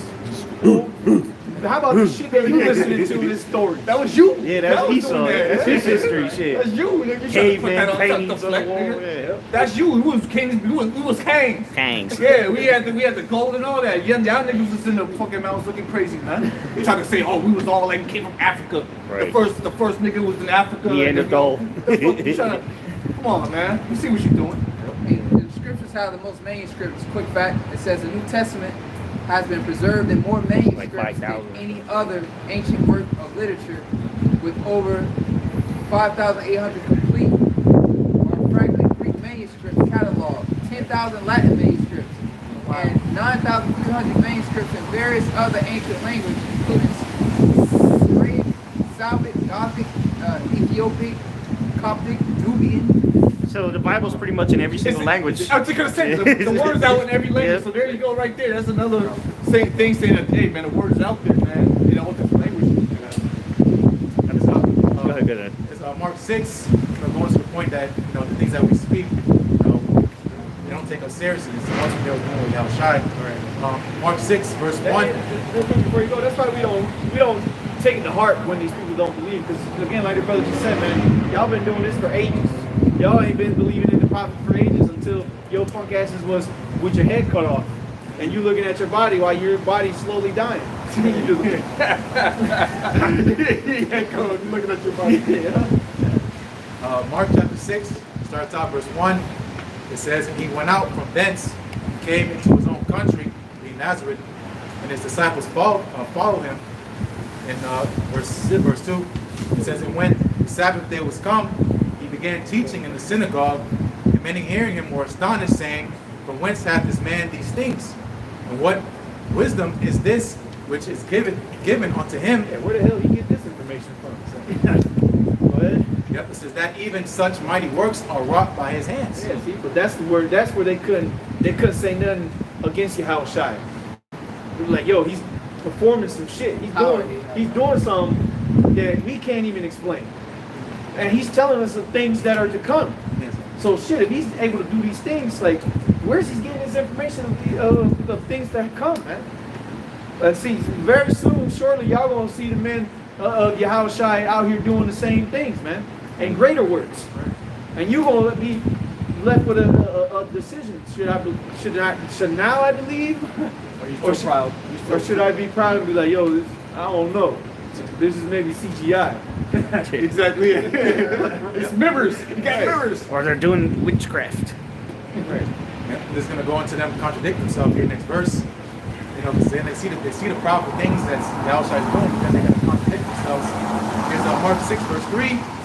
It says, is this not the carpenter, the son of Mary, the brother of James and Joses, and of Judah and Simon, and are not his sisters here with us? And they were offended at him. So that's them contradicting themselves. Like, wait, this is, they'll see us. So that's my nephew. That's my cousin. That's he work at so and so. That's them taking you lightly. Not taking heed to what the words you said because they look at your stature. They say, oh, this guy ain't nobody. Right? That's how they judge people. They judge by appearance. That's why you go to Pastor Pork Chop. You go listen to Esau on the TV, man. Don't listen to us. Right. They see you as a man here in the present, and you're talking about things to come. They're like, yo, how can you sit here and tell us about what's to come, but you're here with us? We know who you are, aren't you? That the carpenter's son. We know your brothers. Like, what are you talking about? Like, what makes you so special? That you know these things. Right. But hey, man, again, you're just gonna know the prophets when these things come to pass, man. And lo, they will come. These things will take place. And that's how you know that's our people. Because I was watching that Kanye documentary. He got respect everywhere except we went back home to Chicago. They never gave him no respect. They call him Kanye. They don't call his whole name. That's what he said. He said you don't get no respect except by your own people. But Mark 6 is the precept. Mark 6 and 4 says, but Yahushua said unto them, a prophet is not without honor, but in his own country, among his own kin, and in his own house. So you don't get no respect, in your own house, in your own family, around your own circle, because they think lightly of it, and that's what Yahushua is experiencing, and that's what we're experiencing, because as he said himself, we're not greater than the master. They thought lightly of him. They thought he was just a regular Joe Smoke, and the whole time the Lord was dealing him the most by any human being on the planet, man. That's the only begotten son, So, no marvel to happen unto us. When we speak things, people don't take us serious. But, best believe when 70 AD hit, going to siege of Jerusalem, people took it serious what Yahushua said, however many years after he departed, but by then it was already too late. That's what's going to happen with our people in this time, Jacob Trouble. Yeah. So hey, we coming in instead of basically Yahweh Shai all over again, man. All right. Yahweh Shai speak about bearing the cross by you partaking in the New Testament, the blood. All right. So you partake in the same steps, not the same exactly, but similarity, the same steps that Yahweh Shai took. But basically coming to this truth, you're partaking. You're able to get how can I say a face-to-face view of basically through the Spirit what Yahweh Shai went through. All right, you're able to partake in that passion. All right, that's why Scripture speak about suffering with Yahweh Shai. So you're able to suffer with Yahweh Shai. See, we're actually living the Scriptures. The Scriptures call Yahweh Shai the Word, right? He actually came. He was a physical manifestation of the Word. Okay, and we're partaking in that. We can see the similarities. We can feel the passion and suffering that Yahweh Shai went through. We're partaking in that, man. All right. You got some more on that? I got some for you. It's Hebrews chapter 12, on start of verse 2. It says, looking unto Yahweh Shai, the author and finisher of our faith, who for the joy that was set before him, endured the cross, despising the shame, and is set down at the right hand of the throne of the Most High. Yeah, and we got to have that same mentality. All right, looking at the sufferings we're going through. This is all light, man. These are all light afflictions being brought upon us. But indeed, we do have to suffer. All right, but look, we look for the joy, and that's a big indication that you have faith, because you're willing to suffer because you're able to see or you believe the consolation that comes on the end. Because ain't nobody gonna sit here and suffer and don't believe that they're going to be redeemed or rewarded or compensated for what they've been through. All right, the average person is like, man, I'm gonna get up out of here. Because why? They don't see no reward within what they're doing. But we see the reward and we believe. That's why Scripture say, through patience and faith, we wait and we hope for it. Okay, go ahead. Yep. Hebrews 12 verse 3, it says, for consider him that endured such contradiction of sinners against himself. Yep. Lest he be So consider him who endures such contradiction of sinners himself. So consider him. So, the Scripture say, think it not strange. That's why I started off. He's the author and finisher of our faith. Because Alpha, he started this and he finished it. So you got to consider somebody that's already basically went down the path that you're now starting. All right, and he completed it. All right, the path that we walk in, somebody has laid this path down, and he actually finished at the end. He completed the course. So you got to consider that man, because you walk in the same path that he walked, man. Okay, and that's ultimately us finding our way back in good graces with the Heavenly Father. Find our way back. The Scripture says, except there be a falling away first. All right, so that falling away happened, but that path, that old path, because really an old path. When the Scripture say the new song is really not literal, okay? Because we just being basically renewed, or that path that's been laid down. That's why Yahushua said, "Came not, I think not I come to destroy the law of the prophets. I came not to destroy, but to fulfill." Okay, so it's really an old path. It's just being renewed, all right, within us. That's why the Scriptures say, it say the Gentiles by nature follow things pertaining to the law. Okay, because why? It's in your nature. You're an Israelite. It's certain things in the world that you just wouldn't do that you knew that was off. Like for adultery, for example.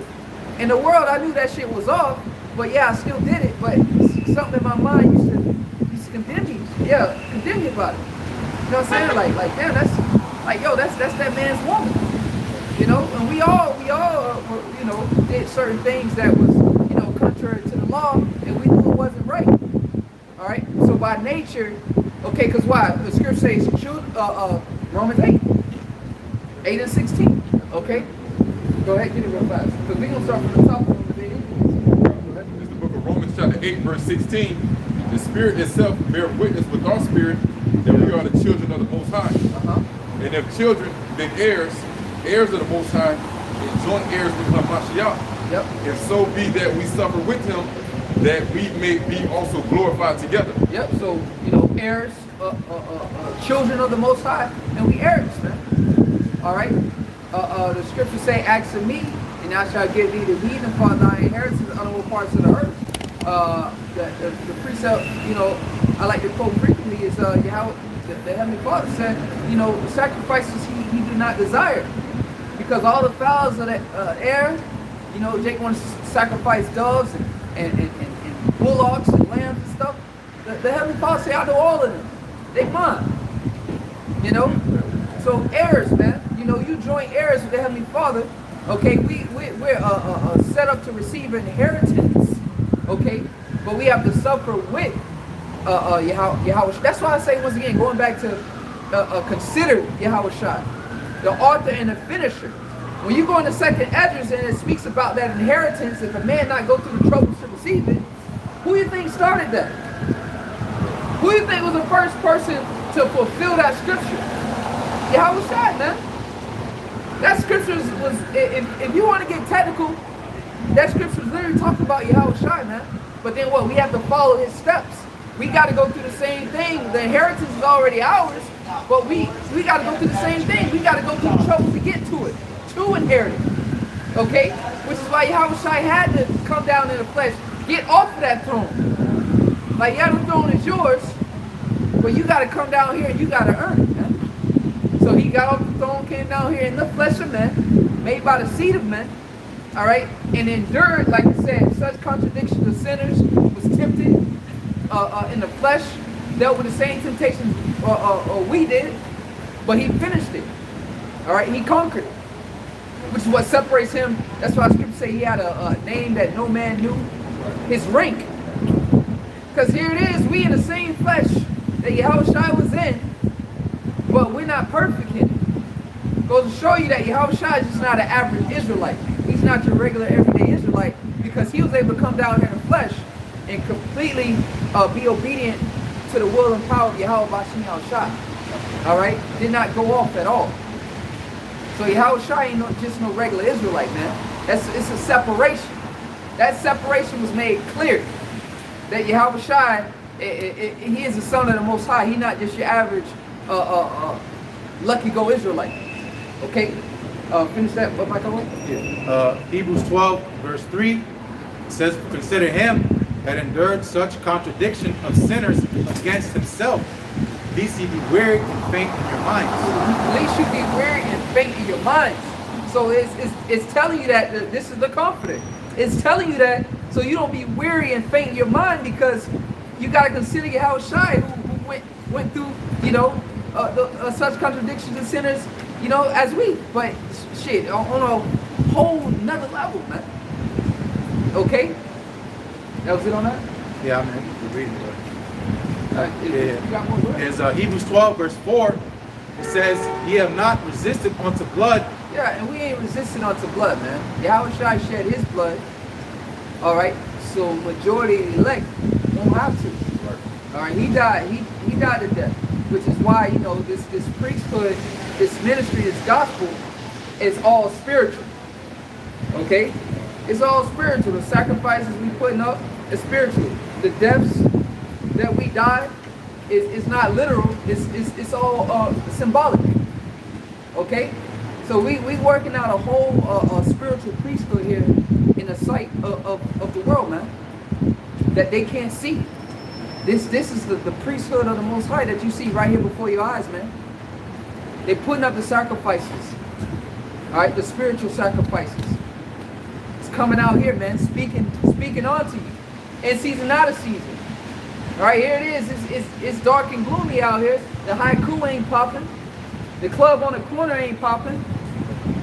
But you got the prophets out here. Ain't no fucking body out here prophesying unto the wind. Okay, those the men that the scriptures that speak that fit the description of the elect, the prophets, man. In season, out of season. You drive by, oh, those guys still out there. It's cold, it's raining, whatever the case may be. They're out there making their bodies a living sacrifice in season, out of season, man. You know, this ain't just no fad or you know, something that we just do to have fun. No, man. This is as say in Joshua serve the Lord in truth and sincerity, man. We serve the Lord in truth and sincerity. This is our duty to come out here. Paul said, woe be unto me if I preach not the gospel. Okay, go ahead. Yep. Hebrews 12, verse 4. Ye have not resisted unto blood, striving against sin. Verse 5, Hebrews 12, verse 5. And ye have forgotten the exhortation which speaketh unto you as unto children.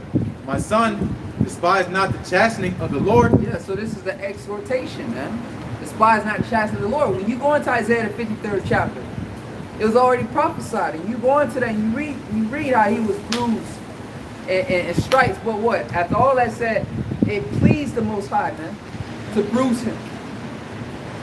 So this is an exhortation to despise not the chastening of Yahweh Bashim Yahushai, man. All right, the scriptures say manifold temptations, many, but the Lord deliver you through them all, man. All right, we brothers, we go through manifold temptations. We go through a lot of shit, you know. And it's supernatural at some point. All right, to where it's like if it could go wrong, it goes wrong. But what, the Lord delivers us out of all of it, to the point, you know, we think it not strange. All right, we think it not strange. We deal with it, you know, and we don't get, you know, we don't get butthurt about it. We take it, we deal with it, we analyze the situation, we try to fix it, and we move forward. But this is constant. Yahushua was made perfect through his suffering, so it's a constant afflictions come upon us until, you know, the Most High find it fit, you know, that he reverse everything and that abundance and mercy comes through. Go ahead. Yep. Finishing Hebrews 12, verse 5. My son, despise not the chastening of the Lord, nor faint when thou art rebuked of him. Yeah, so don't faint when you rebuke of him. Okay, easier said than done. You know, the flesh is going to be sorrowful. You know, the flesh is going to be sad. It's going to be depressed. Okay? And sometimes that demon of the depression, that war is me spirit just try to come on you, man. You know, and get you down and weigh you down. Woe is me, woe is me.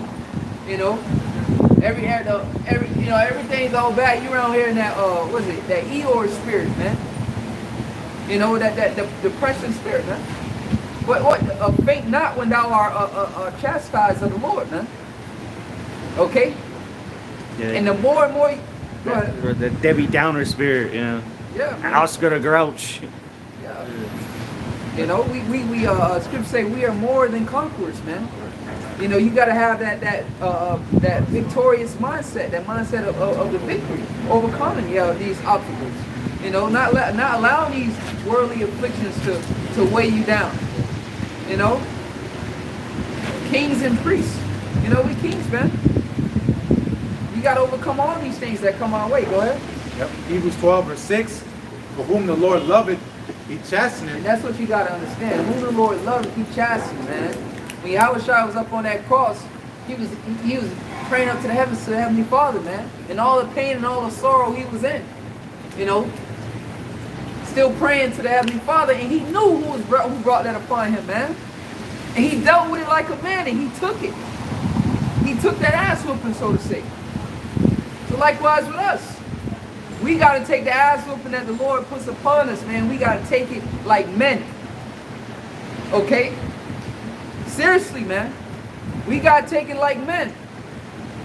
When you go into it, Micah, what he said, I will bear the indignation of the Lord because I have sinned against him. All these things that come upon us is for the wickedness and the sins that we have committed, man. Okay? And the scriptures say the Most High judges us not according to all the things that we've done, man. Because we're supposed to be put to death right now. We're supposed to be cast off as a nation. The Most High was going to literally destroy us, man. I thought it was multiple things. But he remembered and kept his promise, the covenant that he made with our forefathers. Go ahead. Revelation chapter 3, verse 19. As many as I love, I rebuke and chasten. What verse that is? Verse 19. 18. Revelation chapter 3, verse 18. I counsel thee to buy of me gold tried in the fire, that thou mayest be rich. Yep. So I counsel you about me gold tried in the fire, that thou mayest be rich. And we always go into it, man. When you broken down to that liquid form, that's when the Most High is able to form you, man. Okay? You only can form them, you only can mold and craft metals when they're in liquid form. And that takes heat to do it. So that's the Most High working on your mind, man. All right? Forming you into the likeness of His image. When you read the book of Genesis, he said, and they said, and the Allah High on the power said, let us make man in our image. We trying to get back to that. Okay? Being made in the image of the Most High. So it's a constant wear and tear on the mind, a constant affliction to the mind, man. You know, being put in so-called stressful situations. That's why the scriptures say a trial of a man is in his reasoning. I'll tell you that in the Apocrypha. Because when you're reasoning, you're going through something, you got to reason. That's a trial that you're going through. All right? And within that, what has to come out is you have to make the decision based upon the scriptures, based upon the spirit. All right? Because sometimes some carnal shit will come out and you fail, you fall short. But the Lord is molding us to that position to where our mind is molded in His image to where every move we make is in the spirit. It's according to the word. When Yahushua made His moves, what? It was according to the word of the Most High. A quick example, when He started flipping the tables, hey, as it is written, the zeal has my father has overcome you, roughly paraphrasing. All right? Then He spake, and He did this, and it considered, the prophet said, as it is written, this day this scripture is fulfilled. So everything He did and moved, whether it was under stress, emotion, whatever, all His actions and moves were all based upon the spirit, all based upon the will and the word of Yahweh Shai. Okay? So that trial and that reason, the Lord is forming your brain, man, your mind, so where every move you make is according to the spirit. You read in the scriptures, man, we got countless examples of the moves these men made, man. You know? Because that's it. Because going to falling after the outside footsteps, that means the things you go through is all prophecy. So when the outside went through those things that he was going through, you can't fake them. Because it's something that had to be fulfilled according to his walk. And that's how it is with us. Flat tires, mishaps. That's prophecy. That's the Lord fulfilling your prophecies, man. As it's going to the story that Rose will be part of that book of life. Our story is written in there, man. Because then everything again, it's all as is written, thus saith the Lord. You best believe it's in there because the Lord orchestrated it. Yeah. And that's what's supposed to humble you, man. Because everything we move and do, it's all through the will of the Lord, man. We're robots. It's all a script. Okay, go ahead. Revelation 3:18 from the top. I counsel thee to buy me gold tried in the fire, that thou mayest be rich, in white raiment, that thou mayest be clothed, and that the shame of thy nakedness do not appear. Exactly, and that thou mayest be clothed. All right, because what the gold tried in the fire, that's the purging out the impurities, that thou mayest be clothed, because nakedness is sin. So that we can put on clothing, which is the righteousness, which is the spirit. Clothed in the spirit is the righteous garments. Scriptures say, awake, awake, put on thy garments in Isaiah. That's put on the scriptures, man. Put on the wisdom. That we can cover our nakedness. That we can cover our sin. Go ahead. That the shame of thy nakedness do not appear, and anoint thine eyes with eye salve. Yeah, and anoint thy eyes with eye salve, man. That's why we can see these things. Okay, these things have been opened unto us. So the anointing, we've been anointed. We've been clothed and anointed as priests, all in the spirit, all by the word. Because the word compasses all of those things.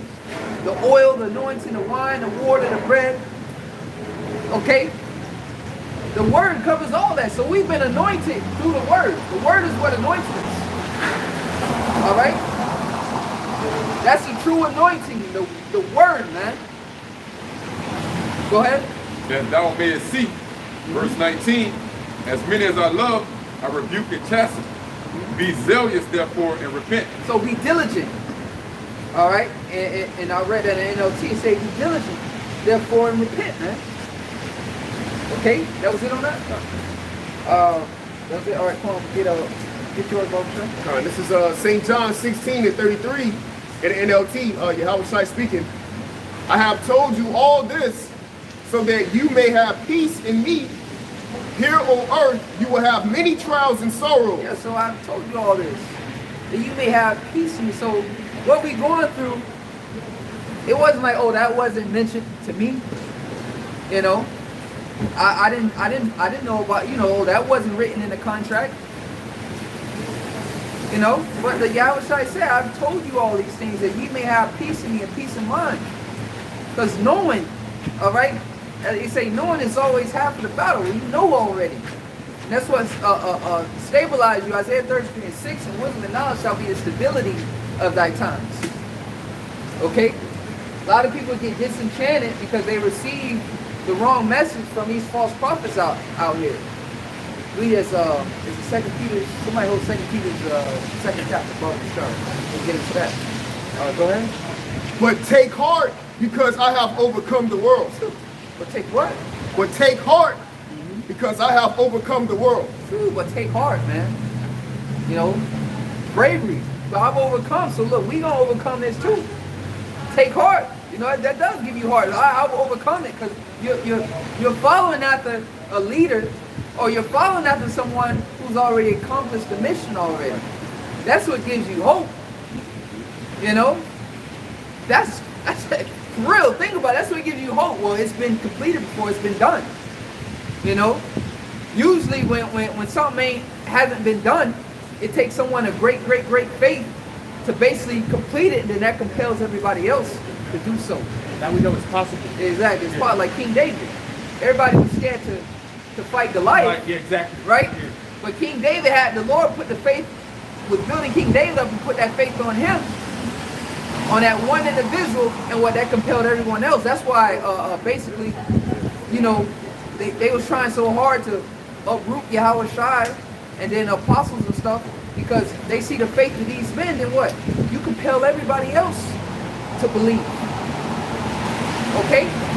I was that one example, I think it's called the placebo effect, right? Where you tell, like, I remember that one movie, Space Jam, where he had came in the locker room, and Bugs Bunny, he was flexing with his muscles and shit, and he was big as hell because they was fighting against playing ball against the monsters, and all he did was put water inside of the bottle, and he drunk it, and he was flexing and shit, and everybody else, hey, let me get some of the super juice or some shit. I forgot what it was called it. And then they went out there and they was balling, right? And then the third quarter came, and they all back tired. It's like, hey man, you got some more of that juice? And he's like, yo, it was just water in there. But he did that and made them believe that what they was taking. It's already in you, man. Oh yeah, it's already in you, man. You know? And that's what the word does to you. You know? Yahweh Shai, I'll conquer this. Like, hey, look, it's in you. Activate something. Activates you to the point where it's like, bro, it was nothing but, and it's symbolic too, with spirits. This is the water. But bro, that was just water in there. You know? But they was already in them. They was out there balling. Then, you know, they got a little tired. But, you know, that constant exhortation, you know, we need that with the flesh. Go ahead. It's 1 John chapter 5, I read 4 and 5. So 1 John 5 and 4, it says, "For whatsoever is born of the Most High overcometh the world." And this is the victory that overcometh the world, even our faith. You know, so being born of the Most High means the Holy Spirit. You know, being born a new creature, you know, pretty much you come to Yahweh Shai, become as a new creature. All things are past and you become new. You're born. You know, the Holy Spirit purifies you, the water purifies you, and you become a new creature. That's why going to our walk, you know, our faith was what ultimately activated all of it. You know? Yep. Next verse, 1 John 5, verse 5, it says, "Who is he that overcometh the world? But he that believeth that Yahweh Shai is the Son of the Most High." You know, you come to the Most High, you must believe that he is. Okay, Yahweh Shai is who we look onto. That's where our courage, our fearless nature, our boldness comes from. It comes from the Lord. We're not doing it of our own self, because if it was of man, we'd say it come tonight. We're strengthened and we overcome all these obstacles again. The point is, remember Yahweh Shai. The things you think you're going through as hard and you sit there you had to go through, hey, think about Yahweh Shai. What was the point? The end factor, he overcame all that. Whatever you see that's in you, that he that is in the world, through him are more than conquerors. All right? This book is about overcoming. It's not about being lame and all that. It's about rulership. First you have to rule your domain, man. You have to overcome yourself, and that's what Yahweh Shai showed us. Overcome yourself through the Heavenly Father, all right? And guess what? The product is you can overcome the world. And ultimately that's because of faith. Yahweh Shai believe. That's it on that? I got some real quick. St. John, going up a little bit in St. John 16, in the NLT verse 7, it says, Yahweh Shai speaking, but in fact, it is best for you that I go away, because if I don't, the advocate won't come. And when you go into the word advocate, it says encourager, counselor, comforter. So that's the Holy Spirit, the understanding of the scriptures. So Yahweh Shai had to leave. He had to go back to the Father so that prophecy can be fulfilled.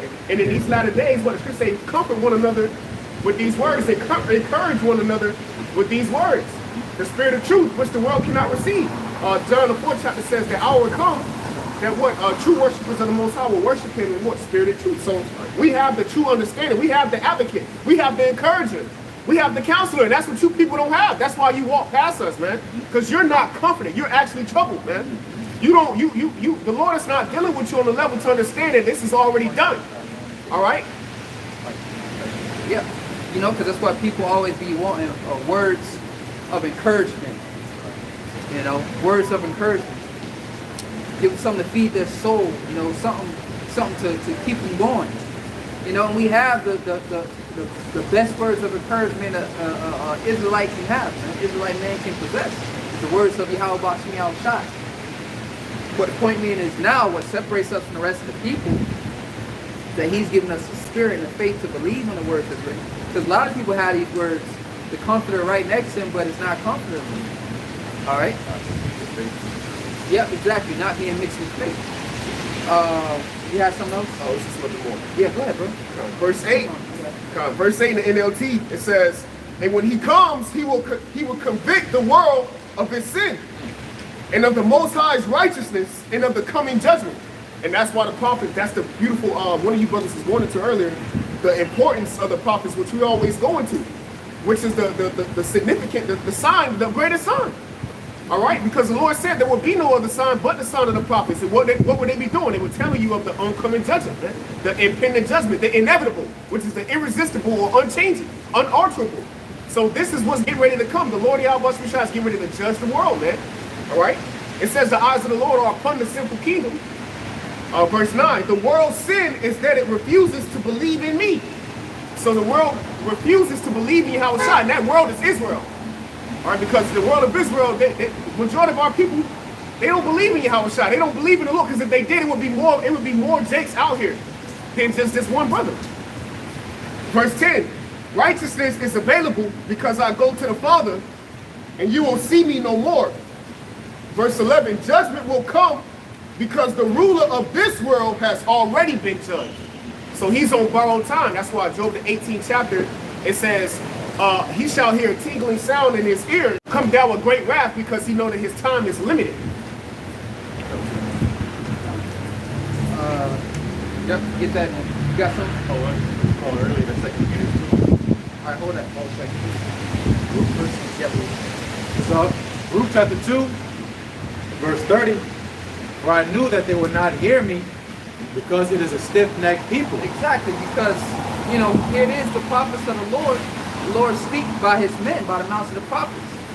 All right, so we out here, it's just speak about it was prophets all the way in the beginning. All right, all the way up to now, it's been prophets, and the Lord spake by the mouth of his holy prophets, as Scripture say, as from the beginning. Okay, so that's why Jerusalem, thou that kills the prophets will come. You don't want to hear what the prophets got to say. All right, reprover. That's why, who that was? Isaiah, Jeremiah said, I will no longer be a reprover unto them. All right, because the hell he was casting. And that's how you get sometimes. You know, I will no longer be around. I ain't gonna tell you that that shit's bad for you no more. I'm gonna just let you do what the hell you want to do. Because they just continue to rebel. And you get into that mindset and then you reset. You know?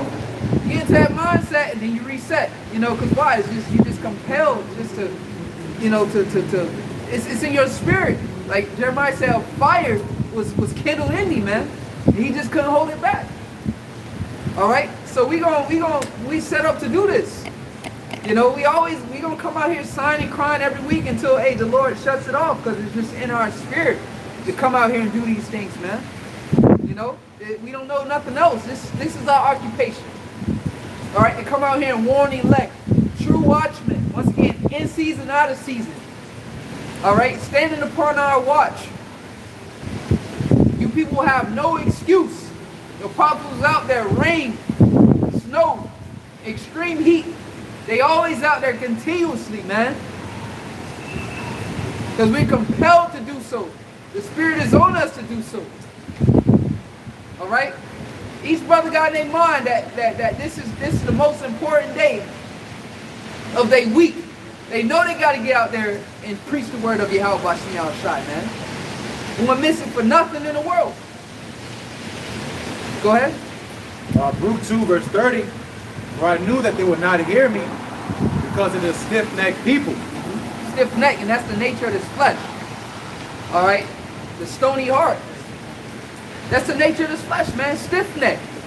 It wants to do its own thing. Which ultimately, you know, this flesh is programmable. All right? It's been programmed, or the scripture says, made subject unto vanity. Okay? They assist. So that's the nature of this flesh. We just been put in a flesh that's just stiff-necked, want to do its own thing. Go ahead. It says, finishing Luke 2 and 30, but in the land of their captivities, they shall remember themselves. Yeah, go ahead, keep reading, Luke 2 verse 31, and shall know that I am the Lord their power, for I will give them an heart and ears to hear. That's the important part. The Most High will give us a heart and ears to hear. All right? Even though we're in a flesh that's programmed to do wickedness, a flesh that's programmed, the nature is just stiff-necked, rebellious. The Most High will give us a heart and ears to hear, and that's that wisdom. That's that alertness, man. You know? And just your day-to-day walk, you know, being in this flesh, the scripture, because the scriptures give you the wisdom, all right? The nature, it lets you know the nature of the flesh that you're in, man. We actually understand this flesh. We have a thorough understanding of this flesh. Why? Because now we know good. We knew evil, now we know good. So we have a thorough understanding of this flesh, man, the characteristics of this flesh. Okay? Because when I was at work, because I moved to do something different, getting trained, and this guy kept telling me to stop. I was doing a movement that just I've been doing for years, basically driving. As soon as you pull up to basically a object, the first thing you do, what? By nature, you're just gonna cut the wheel. All right, that's when you backing up, you're just gonna cut the wheel. That's just nature. It's just in you, instincts. You know, that's just what you do when you're backing up. You into a parking spot, you front end. The first thing you do is just cut the wheel, and you don't think about that. You just do it. That's just second nature. You know what I'm saying? And that's a program that's been put in, and you exercise yourself in that so many times. Like you said, you just do it. But now, when you pick up the cans, you got forks in front of you. The big ones you pick up like this, and you dump. It's like damn near 5 to 7 feet of fork in front of you. So as soon as you pull up, you dump and you put it back down. If you cut, as soon as you pull out, you're gonna take that can and turn it. You got forks in front of you, you're gonna take the can and turn it, and it's inside enclosures. Brick walls, gates and shit. So you cause damage. As soon as you cut it, boom. The dude kept saying, dude, you gotta stop cutting. You gotta stop cutting the wheel when you come out of there. He just kept saying it. And the whole time I'm like, what the fuck is he talking about? You know what I'm saying? The whole time he's saying, what is he talking about? For 2 days straight, he's just like, bro, you gonna fuck something up. You gotta stop cutting that wheel as soon as you come out of there. So then it finally clicked like the third day. I'm like, oh shit. I get it now. I got forks in front of me now. So I gotta let the forks out first, then cut the wheels. So I explained to him, I said, yo, that's just something I've been doing for years. Like, you just automatically just cut the wheel. But, like the Lord said, read that last verse again, Brother Bishop. Group 3, no, group 2. Group 2 in verse 31. It says, and they shall know that I am the Lord, their power. Now, so we're gonna recognize, even though we're in a flesh that's stiff-necked by nature, that's just rebellious. Hey, the laws of the Lord. Hey, you gotta stop doing this, stop doing that, stop doing that. Just naturally, just stiff-necked. You can't hear that shit. Even though the prophets are continually out here week after week telling you to stop doing this shit, you just continue to do it. Because it's second nature. You've just been doing it for so fucking long. Go on. Group 2, finish in verse 31. It says, for I'll give them an heart and ears to hear. So you're going to walk by the prophets one day, and you're going to hear them out there. You're going to be on YouTube, and you're going to hear them, hey, you need to stop doing this. Brother say it all the time. I heard him saying I got scared. Even though by nature you were stiff-necked. But you continue to do the same thing over and over. The Lord has to give you that wisdom to be like, oh shit. To wake up out of that, like, damn, I gotta stop doing this. But the Lord has to give you that. If not, you're just gonna be stuck in that second nature, just doing whatever the hell it was you was continually doing. Unless the Lord tap into your mind and quicken you to wake up and be like, oh shit, why do I gotta stop doing this act? I gotta stop committing sin. You know? But it takes wisdom. Because it took wisdom for me to realize, oh shit, I got fucking forks in front of me now. I gotta wait till I pull completely out of the can, then cut the wheel. That's why the fucking can keep turning every time I pull out of the, you know. But you're not thinking, because you're just doing it all for nature. You're just doing things. But the Lord tapped into our mind, and He woke us up, and He gave us a heart and ears to hear Him, man. Okay. Go ahead. 2 Peter chapter 3, verse 1. It says, this second epistle, beloved, I now write unto you, in both which I stir up your pure minds by the way of remembrance. So we had to be remembered of the righteous way, because we were so just caught up as an instinct of just wickedness, man. But it goes to show you, with wisdom and power, you can alter this flesh a little bit, you can program it. But then that's where the fight comes in at. Right? So now you know righteousness, which is why I had you holding Romans 7. Read that real fast, Brother Sean. So Romans 7, and I'll start at verse 14. It says, for we know that the law is spiritual, but I am carnal, sold under sin. So if we're carnal, sold under sin, man. Auction, you sold. Just subject to sin. That's it. You know? It's like if sin purchased you, your mind. So all you can do is just sin now.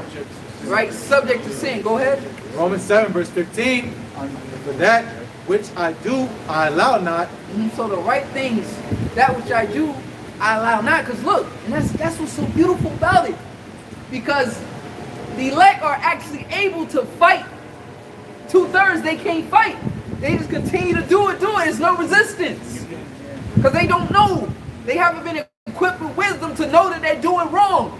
Goes to show you the Lord truly blocks you when that, you know, and that's why I finally see why El Tahar said that. It's an angel that's blocking you, and it's angels, which is the Holy Spirit, that opens your understanding, your brain up to receive this word. So the people that can't hear it, it truly is an angel blocking them. To the point that wisdom can't enter into them and be like, oh shit, I'm doing this the wrong way. Like, no. Keep that block on him. Make his ears fat, as the prophecy said, man. So it can't come into him. So he can't turn around, change his ways. So his wisdom can't enter into him, man. It all makes sense.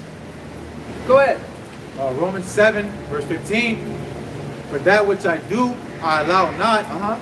For what I would, that do I not. But what I hate, that do I. But what I hate, that do I. And that's what the Lord is looking for. That's nothing but fucking chaos going on in your fucking head, man. That's a fucking war in your head, man. That's a war. It's chaotic in your head, man. But you're still able to function. The Lord gives you the mental fortitude to still function within a society. He gives you the strength, exactly. So you don't fucking bug out, man. All right? But it's a war going on. Hey, what they said on the fucking ride, it's a war going on in my head, man. It's a fucking war zone going in our head. There's a fight. But that's what the Lord looking for. Because we're not going to be perfect on this side. That's light. You know? We're not going to be... That's what the Lord looking for, the light comes on. You know, that's all he's looking for. All right? Because we're not going to be perfect. There's no way about it. You know, we're going to always fail. We're going to always come up short. But the Lord is looking for that fire in there. That he's looking for the hearts, your intents. Exactly. He's looking for that intent that this man is fighting in there. He's looking for the fight within him. That's why when a dude give up on the truth, he goes back in the world. What he does, he do the same shit because he gave up the fight.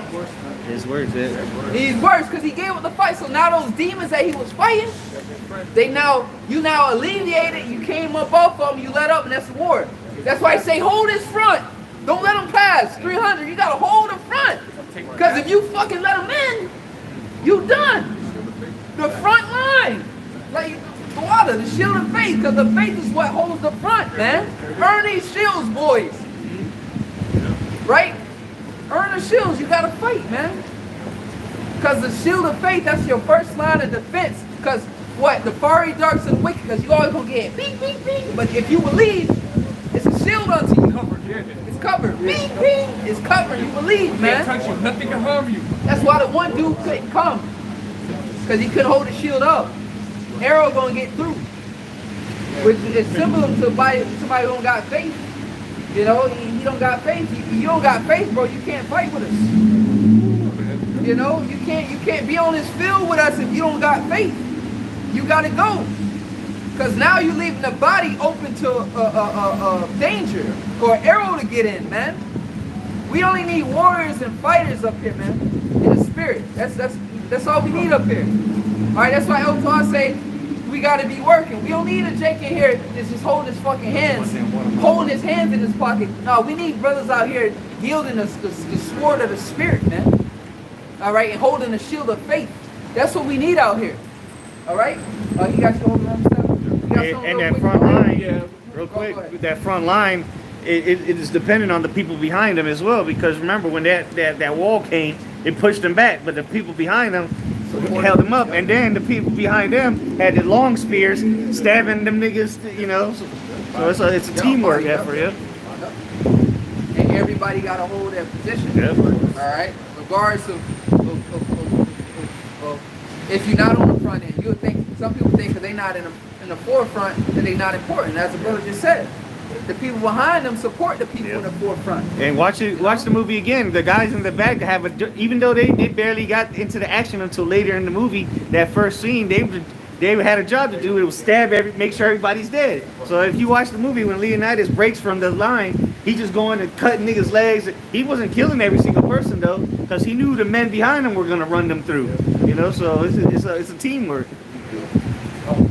And if it's like you go to the word team, it actually goes back to family. So the true team is the brotherhood. Family, yeah. Real quick, Book of Luke, chapter 10, verse 18. It says, and he said unto them, talking about Yahushua, I beheld Satan as lightning fall from heaven, coming down from the rulership.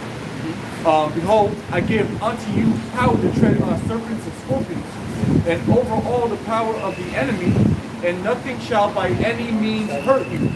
All right, and that was the point that brothers going in with the shield, but nothing by any means shall hurt us. All right, the Lord's going to give us the power. The Lord's going to be with us every step of the way through our tribulation period that we're all going to have to go through. It's a trial period for everybody, but the Heavenly Father's going to be with us that not even a hair of your head will perish. The Scriptures tell you this over and over. Yahweh Shai tells us very comforting words. All right, that we're going to really need to consider in these last days. All right, that are about to come upon the earth. They're already in the days, but as we get into Jacob's trouble, you're going to know what we're talking about. And you're going to need to know this, otherwise you're going to be without comfort, man. You got it, brother. Yep, because Yahushua said, I was meditating on that earlier. Yahushua said, when I come shall I find faith on earth. Alright? Because with whatever training you're doing, you're training for a purpose. Alright? So the point, when you train, you're fighting what? You're training for a fight. Alright? Whatever it is you're doing. So Yahushua said, when I come shall I find faith on earth. So what Yahushua doing, this is training of faith. Can you keep your faith in stressful situations? And that's the build up to it, because we about to come into that hour of temptation.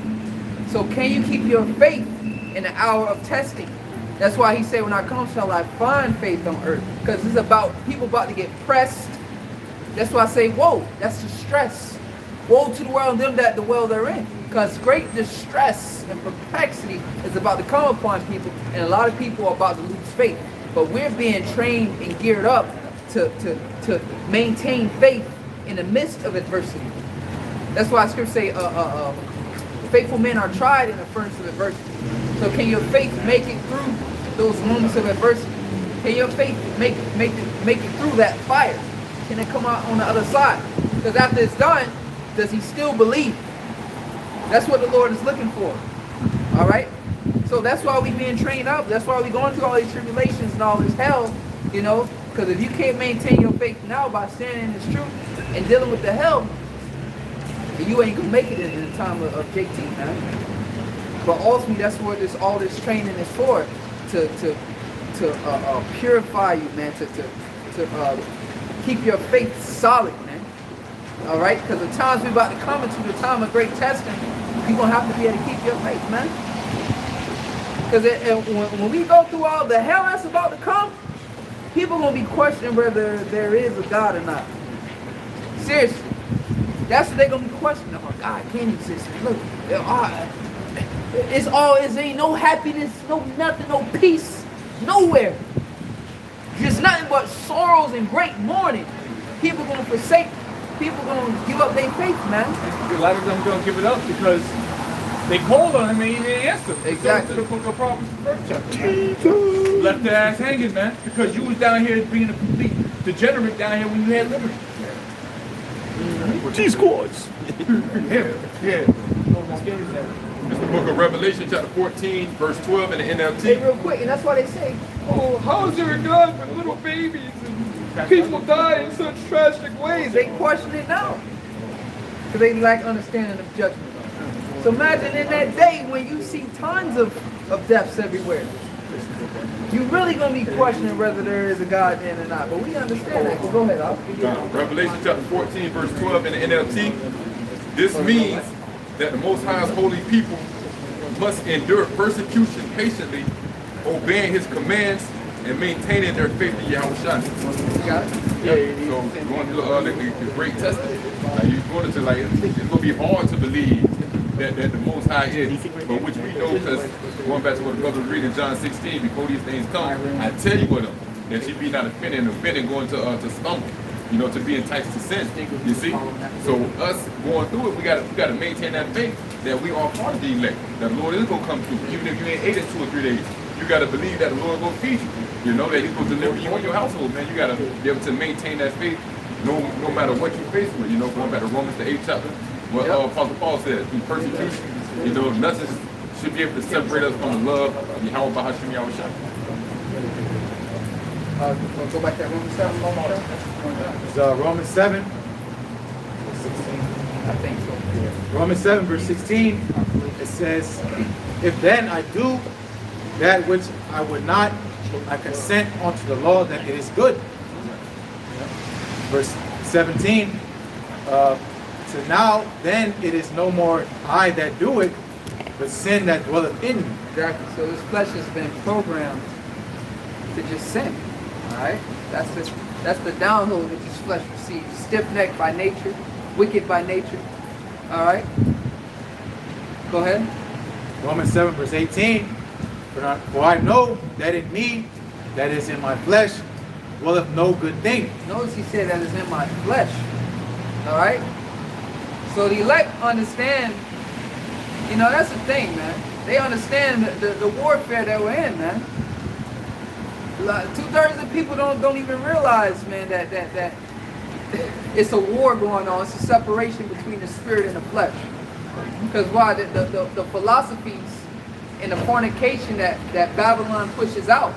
You know, YOLO, you only live once. All this wicked shit they promote. All right, calling good evil and evil good. All right, so they don't even recognize that there is a separation. Do what you feel. You know, all those philosophies that are pushed out, man.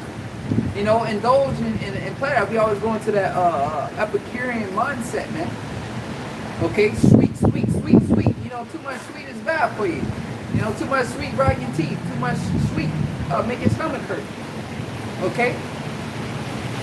Overindulge in pleasure. Go ahead. Romans 7, verse 18.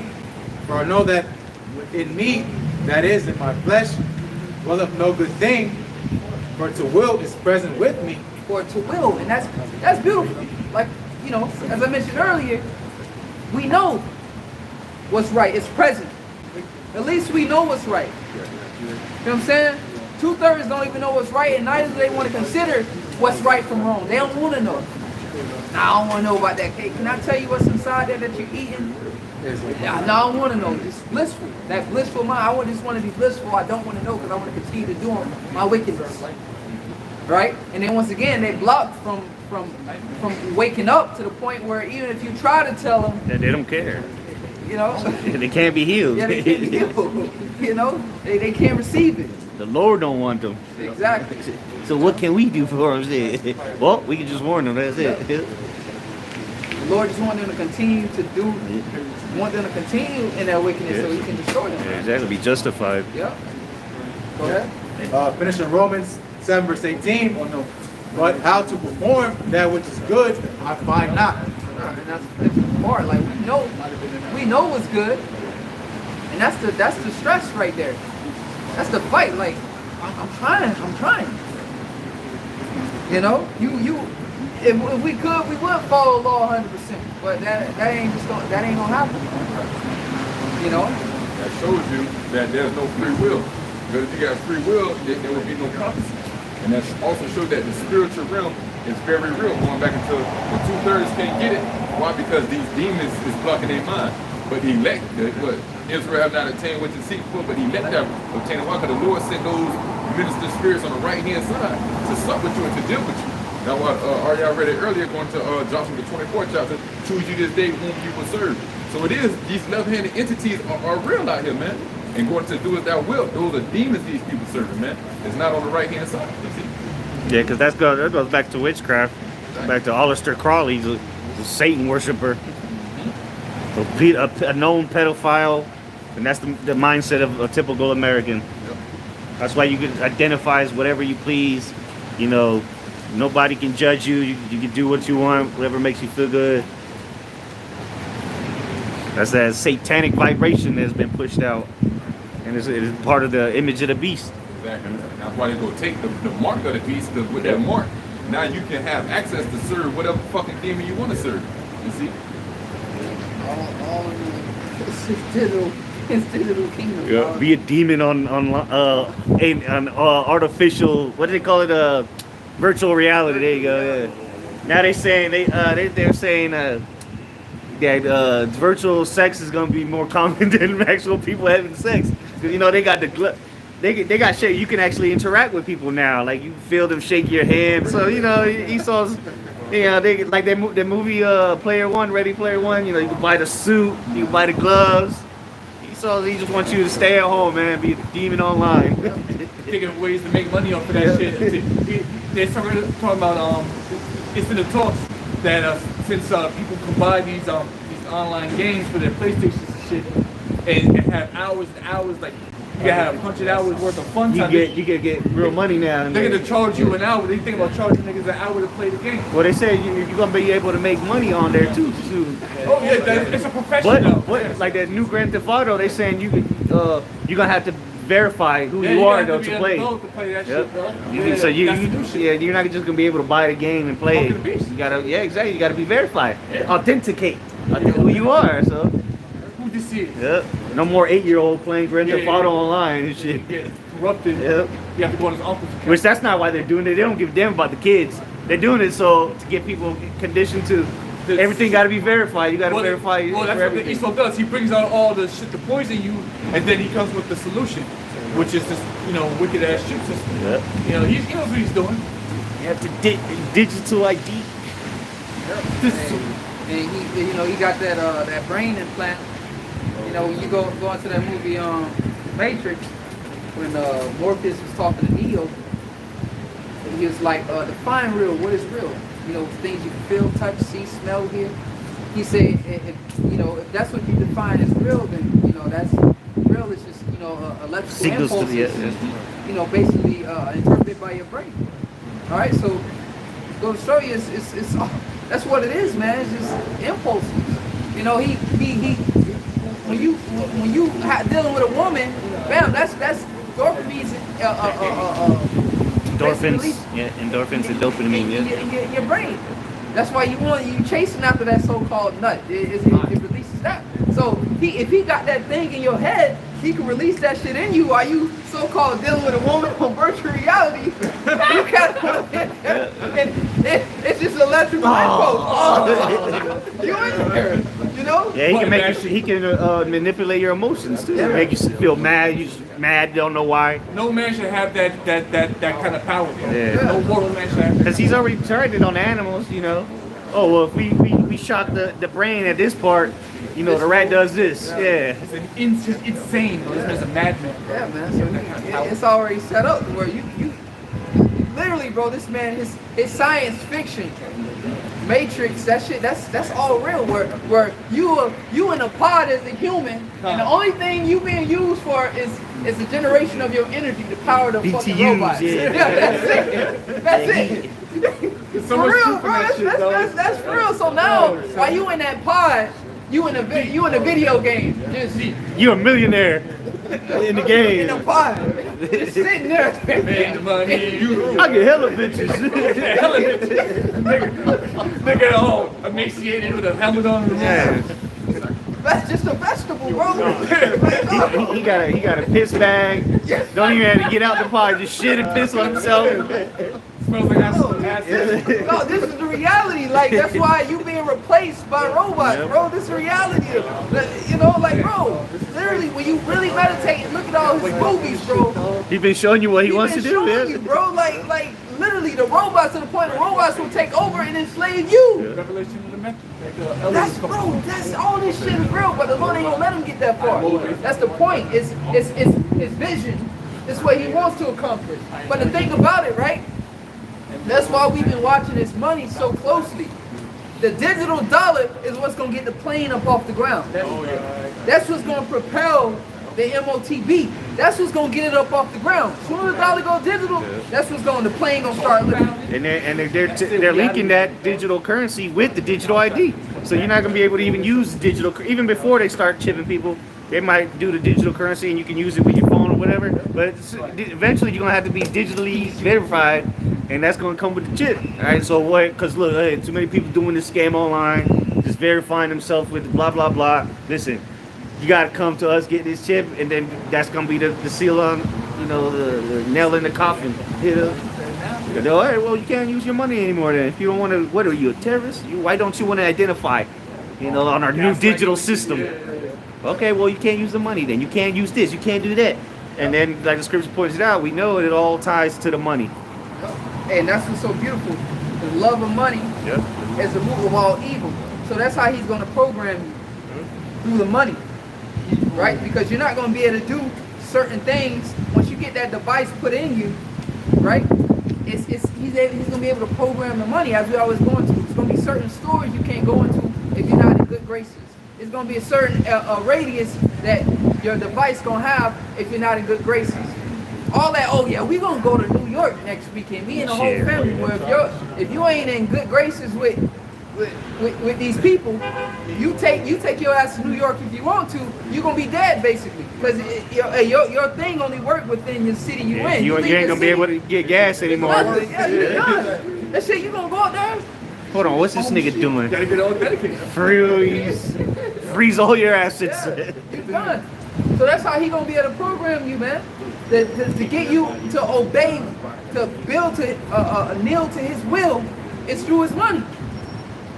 Yeah, because people don't want to lose their lives. They're, oh yeah, I've worked so hard. I've been single and independent. All the women that work so hard to get to where they at. Got it right where you want it. Yep. Got it right where they want it, bro. It ain't looking good. And even all these niggas, the athletes, even the low-level Negro out here that be at these clubs and bars and coming out the element, yeah, they didn't want to lose living in what they think is a good life, you know? So, hey, when they say that money's frozen unless you come get his chip, them nigga be first in line, like they do for the Jordans. You know, release the nigga camp outside. Yeah. Sticky Vicky. There's exactly. a lot for Sticky Vicky. Same way, so. That's good. And more so for this thing because the society will be completely, at that point collapsed. Yeah, you'll be completely cut off from society too if you don't partake this time. 'Cause back then you could still use cash. Right. Certain stores will let you in. That shit's coming to an end. You're gonna be forced now to like, all right, well, we gotta eat. I got this family here. We gotta do something. All right, well, let me not be over righteous and let me get this thing. That's how you gonna talk. Say yourself. Yeah. Comply or die. Yeah. That's what they gonna say. Got your cross around your neck and shit. You gonna get it, dog. Job 5, verse 12, it says he disappointed the devices of the crafty. So their intentions, man, their imaginations, what they have in their mind, you're going to their word devices. And then their literal devices. The Lord's going to disappoint you, man. All your science fiction, all the movies, because you going to the movies, bro, we literally entering into that era on all them science fiction movies that you've seen. Yep. A lot of those movies from the 90s and 80s, they're all based on this time. Exactly. Yeah, I seen one the other day. I think it was called The Boy and His Dog, and it was based in the year 2024, and it was like an apocalyptic movie, and I think it's from like the 80s, but the dude had like spiritual powers. He could talk to the animal, his dog and shit. And he was just going around looking for women to rape. But it was based 2024, yeah. 2024 is gonna be fucked up, bro. Y'all scared about 2020 and all that, and how it just perpetually got worse. But 2024 is gonna be the final, might be the final boss. Yeah. That might be the one, bro. Like the year of our year of Jacob's trouble. Oh, that's gonna come quick. Jacob's trouble. Full economy, everything crazy. World War III. World War III is gonna be quick. People World War scared. III. Yep, more pestilences, and then it slowly gets back to normal, and then that's when the Lord comes back. Yep. Get you. Hey, just like what it was, the movie I, Robot. I think that was a movie based in Chicago in like the year 2030, or something like that. Basically saying that's how Chicago will look in 2030. And I forgot when that movie came out, but I know I was a kid when that movie came out. I know it was over 10 years ago, well over 10 years ago. All right. So all his movies and what? That's what Will Smith was playing the one guy. Oh yeah, man, the goddamn robots. He was a conspiracy theorist, and he gave this little testimony why he don't trust robots because they only based off of lights. He said algorithm, light works, and clockwork. He said that the robot saw me and saw I had a higher percentage of living, so it saved me instead of saving the little girl. Right? Because why? Those things are programmed and based off of the numbers. It read the numbers like, okay, he has a higher percentage of living, so it went for that. It's kind of like the example when using wisdom, not just going by the law of the law. When your house side said, shall not a man go get his sheep when on a Sabbath day, if you fall into a ditch and you're just gonna sit there, you wake up in the morning, it's in a ditch. What if it rained overnight or something? That sheep gonna be dead when you wake up in the morning just because you didn't want to go and get it on the Sabbath. So he was trying to say like the robots just move based off of just the laws that was put into us. This one has a higher percentage of living, so I'm gonna go save him and leave the little girl to die because her chance of living is only like 13%. So we gonna leave her down there. Get the algorithm going. But he said human nature. He said human would have saved the girl. Save the little kid. Right. She has a future. Right. Exactly. You lived your life out. The future is, to prolong the future. Like you got a son, you know, you would sacrifice your life because why? He's a younger generation. He gonna live longer than you. Carry on. He gonna carry on, you know, longer than you. So, you know, that's the logical move to make. You know, so Esau is going into his NWO to where all his freak ass science fiction movies he's planning on to enter into that, but the scriptures speak against that. Hey, because you know, people just think movies, you know, some of them are, you know, bugged out, but you know, as the saying goes, art imitates life. You know, they get these ideas from somewhere, you know, to make these big motion pictures. Even some of those movies that tell a lot of truth, usually they don't do too well. You know, they don't have no good reviews, probably 1 star, 2 star. It just sleeps under the radar because why? Because there's so much truth into it. When you go into those robots, you know, Tesla's supposed to release these Vehicles. yeah, no, actual humanoid robots. They're called yeah. Optimus 2 or something. They're supposed to come out next year and the year after. You know, going to again these movies are called far-fetched. You're right around the corner, man. You know, robots running your everyday life, everyday tasks, opening the door for you. You know, don't be surprised. You go to a hotel, you go to the your damn grocery stores have it now. You know, It's not far-fetched. I mean, they got planes and space shuttles that fly themselves. You think they can't make a car that drives itself? You think them niggas sitting there taking off into space with the joystick in their hand? Nah, man. Same thing with planes. The planes pretty much land themselves. Pilots, they just there to take the wheel overs to hit turbulence or some shit, but damn autopilot takes over shit. So that's what they call the shit in the Tesla, the autopilot systems. So this man's his technology, man, it's all witchcraft at the end of the day. Kind of like that Super Cruise. Yep. Yeah, it'll slow down and speed up by itself. Change lanes. I don't know. I've never trusted any of that. Let alone let the car drive. Shit. This is Jake. I was with Jake at work. Dude, when the checkers to get lunch, you got now a fucking robot Yep. at the fucking drive-thru. Yep. You ain't talking to nobody now. Yeah, welcome to Wendy's. Can I take your order? How you doing? No, it's literally a robot, bro, taking your order, bro. Number 7. Yeah, can I have a number 7, please? Yeah, number 7. I'm like, what the fuck? Now you can't even go through the drive-thru now and talk to a robot, bro. Let's clean this shit up. And you got Jake back there. All Jake doing is just putting the food together. Yep. And putting And soon they add it. Because that nigga might make a mistake here and there. The robot perfect. because that goes into that UBI system. If you think about it, this devil doesn't have a lockdown. Well, you're kind of not going to hurt so much because you got robots doing the shit. And you're gonna need to be digitally identified for that. Yeah. They're not just gonna hand out stimulus checks like they did last time. Niggas did all that fraud. Well, you think Esau's stupid? He let them niggas get millions off of that fraud money with stimulus. This time you're gonna have to be digitally verified. Yeah. And especially now we got this deep fake stuff. You know, it's gonna be hard to try to identify who's who because you got different personalities. You got a Google account. This is another person. You got all these algorithms. It's trying to figure out who you really are. The point is, got to put that all together. Oh, this is so and so. I can verify this is so and so because why? Because that chip's been put together. So like Google's about to delete a bunch of accounts. You haven't been signed in. Exactly. So that's another way to keep a census on people. You know. Just keep consolidating on everything until you only got one account, and that's gonna be verified. If not, you ain't got nothing. All your bills, everything is gonna be tied to that. Yeah, you can't have like several different email accounts. Yeah, and all that. Yeah, they're gonna narrow everything 8 down. different credit cards and all the debit card. Nope, you got one account. This is your credit limit. This is you gotta deal with that. Everything, banks, all the banks are starting to you see what's going on with the banks and all that. Yeah, so all this is gonna be, it's all becoming one. All right, everything, all this different thing, everything's starting to become one, and everybody's just gonna have to go to that one bank or whatever that institution may be. They're globalizing one currency, you know. And it's going to, and as you see, it's taken, several decades, from the early parts of 1900s. Yeah.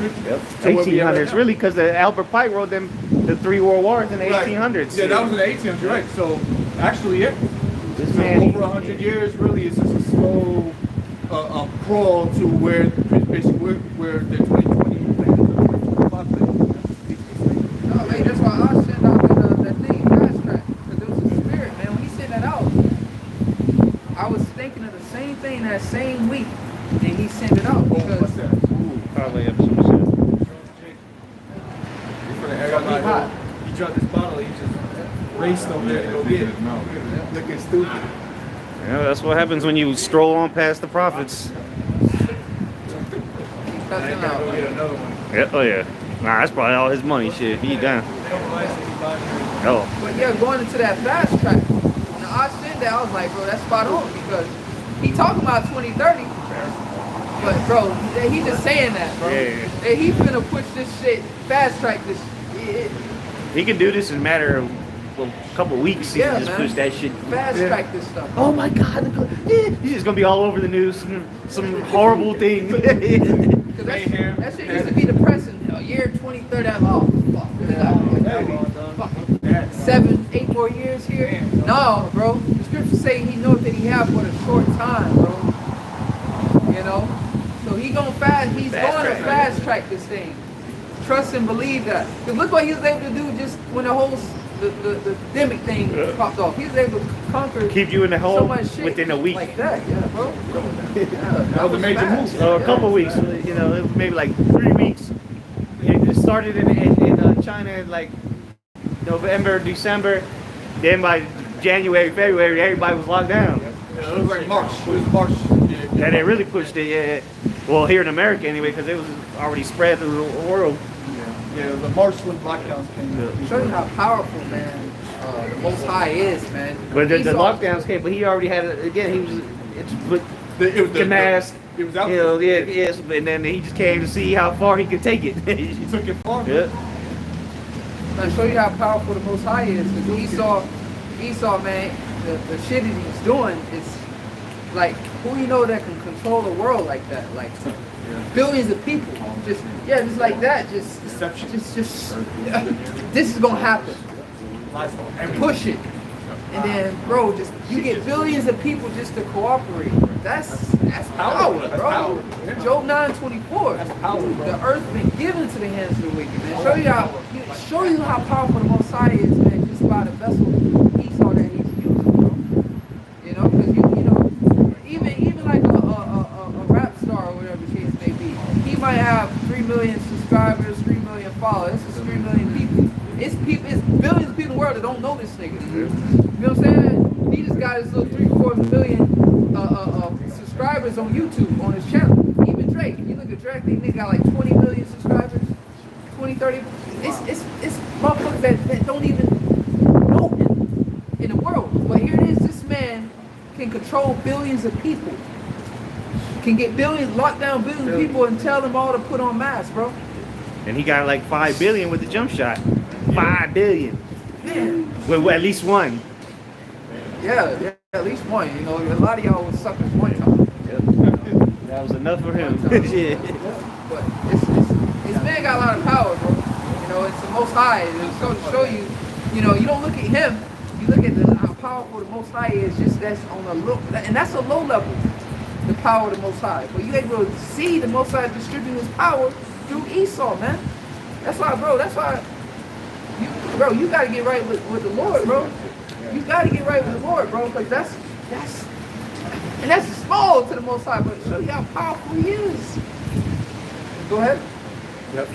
Job 5:12. He disappointed the devices of the crafty, so that their hands cannot perform their enterprise. Yeah, so that their hands cannot perform their enterprise. And I remember years ago when El Zahar was going into the building of the One World Trade Center.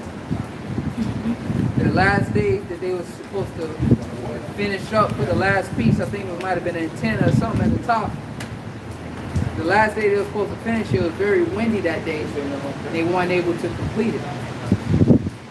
It's kind of like symbolic. I think it was like May 1st. They wanted to finish on May 1st. Yeah, and they couldn't. And then May Day. Look up the dimensions, the height of the building. It's like 17,776 feet tall.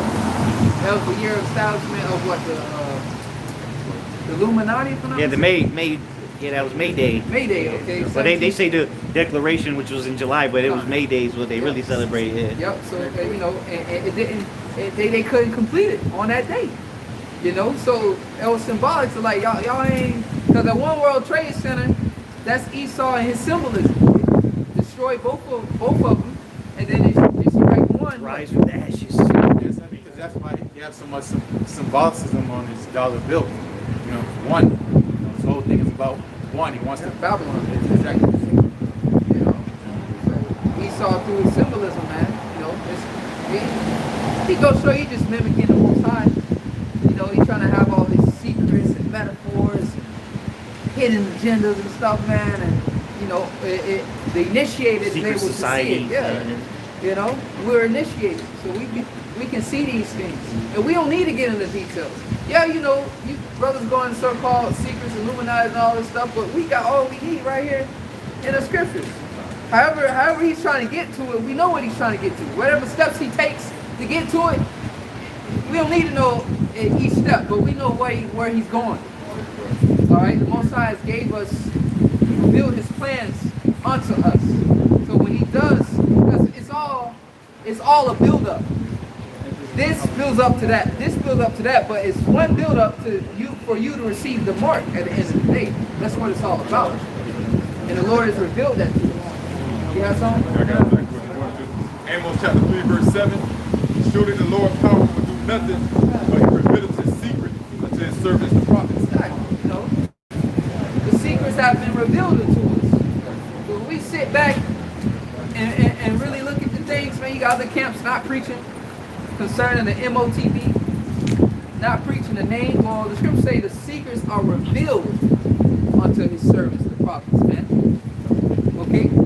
So the Most High made known the secret things, you know, the secret parts of Esau. The Most High has revealed that to us. Yeah, your average day, Negroes, Latinos, Native Americans out on the street corners, they're working 9 to 5. We're in the insight of the Illuminati, or what they plan on doing.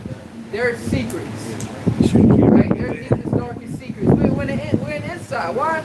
Go show you divine intervention, man. The Most High is tapped into our minds, and that signal he's given us, man. He's communicating with us. He let us know what these devils are doing, man. Go ahead. Yep, it's Luke chapter 10, verse 21. It says, in that hour Yahushua rejoiced in spirit and said, I thank thee, O Father, Lord of heaven and earth, that thou hast hid these things from the wise and prudent, and have revealed them unto babes. Because that shows the power of the Lord. Because somebody is very wise and prudent and very renowned, and they receive these secrets, you know, it's not much glory within that. Because you see that, you know, oh, that, of course, that's him. You know, he's rich, he's powerful, he's wise, he's prudent, he's a big figure in this world. You know, of course, so everybody's gonna listen to him. But Yahushua rejoice because these secrets was revealed unto babes, lowly men. And that's how the Most High is able to distribute his power through the meek, the lowly, the babes. Like, how the hell these dudes know these great things? Which is why, you know, the Christian community, Vocab Malone and people like that are so fascinated with us. It's like when they looked at the apostles, they knew that they had been with Yahushua, man. How they know have all this wisdom? And they weren't in the synagogues, they weren't in our schools. How they know all these things? That's why Vocab Malone is he's cooked, his brain is cooked. You know, he's like, how do they know? And you know, he spent all these thousands of dollars going to these theological cemeteries, as Eltar called them, and to learn all this and learn all that, and he don't know half as much as the apostles know. You know, that blows him to the point where, you know, we're a spectacle unto these people. How they know all these secrets? Even the brother just came in the truth 6 months. He can basically deal with a man who say he's been preaching the word for 30 years in your so-called church. He's able to deal with him, you know. And how is he? How? That's supernatural, man. That ain't normal, you know. The scriptures say, Isaiah, I think it's 11th chapter. It was talking about how Yahushua shall come a root out of Jesse, and shall quicken him with quick understanding. All right, and it's going to be on point. Because you see how quick you learn the scriptures, man. You know, that's the Lord, man. You've been quickened with the Spirit. A book that you know you didn't know nothing about. didn't know much about, and then within months you flipping through the pages and you're able to understand, deep parables. You're able to understand. Basically, you have basically a good grip on everything that's being talked about in the scriptures, man. That's heavy. That's not normal. That's a gift. Go ahead. Yep. Say you have something to yeah, get it. Yeah. Isaiah chapter 11 and verse 3. Verse 2. And the Spirit of the Lord Yahweh shall rest upon him, the Spirit of wisdom and understanding, the Spirit of counsel and might, the Spirit of knowledge, and the fear of the Lord. Yep. Hey, that's the elect, man. So the elect is gonna get. That's why the elders are getting got into that mode. Like if he can't get it, if you gotta wrestle with him to try to get the truth, dismiss him. The scripture say the Spirit of the Lord shall rest upon him with quick understanding. He's gonna be ready. All right, he's gonna be ready to receive it. That's what it said. Bring forth fruit, meat for repentance. All right, things are ready for the picnic, ready to go, man. Easy going. When he came to the apostle, they say they dropped everything and followed him. They didn't go back and forth with him and what about this? They were already looking for him. Yeah, exactly. That's what Andrew told Peter. I found the one we've been looking. Yeah, roughly paraphrasing. I found the one we're looking for. And that's how we are in the spirit. Like, oh, this is it. Going to that movie, The Matrix again. Yeah. He was like, Neo is something in you. You want to know what it is, and he already knew what she was gonna say. The Matrix. What is the Matrix? You've been searching for it. Trinity was telling you've been searching for it this whole time. You've been searching for it, and this is the truth. We've been searching. So when you found the truth, you know, it's the truth. Even if you were still like in your wickedness, you still knew that, like, you know it's the truth, man. Okay, so that's the spirit of the elect the spirit gonna recognize this, man. Okay, you say you have something else? Yeah, real quick. This is Wisdom of Solomon 7 in verse 27, in verse 28. And being but one, she can do all things, and remaining in herself, she maketh all things new, and in all ages entering into holy souls. Yep, and that's wisdom.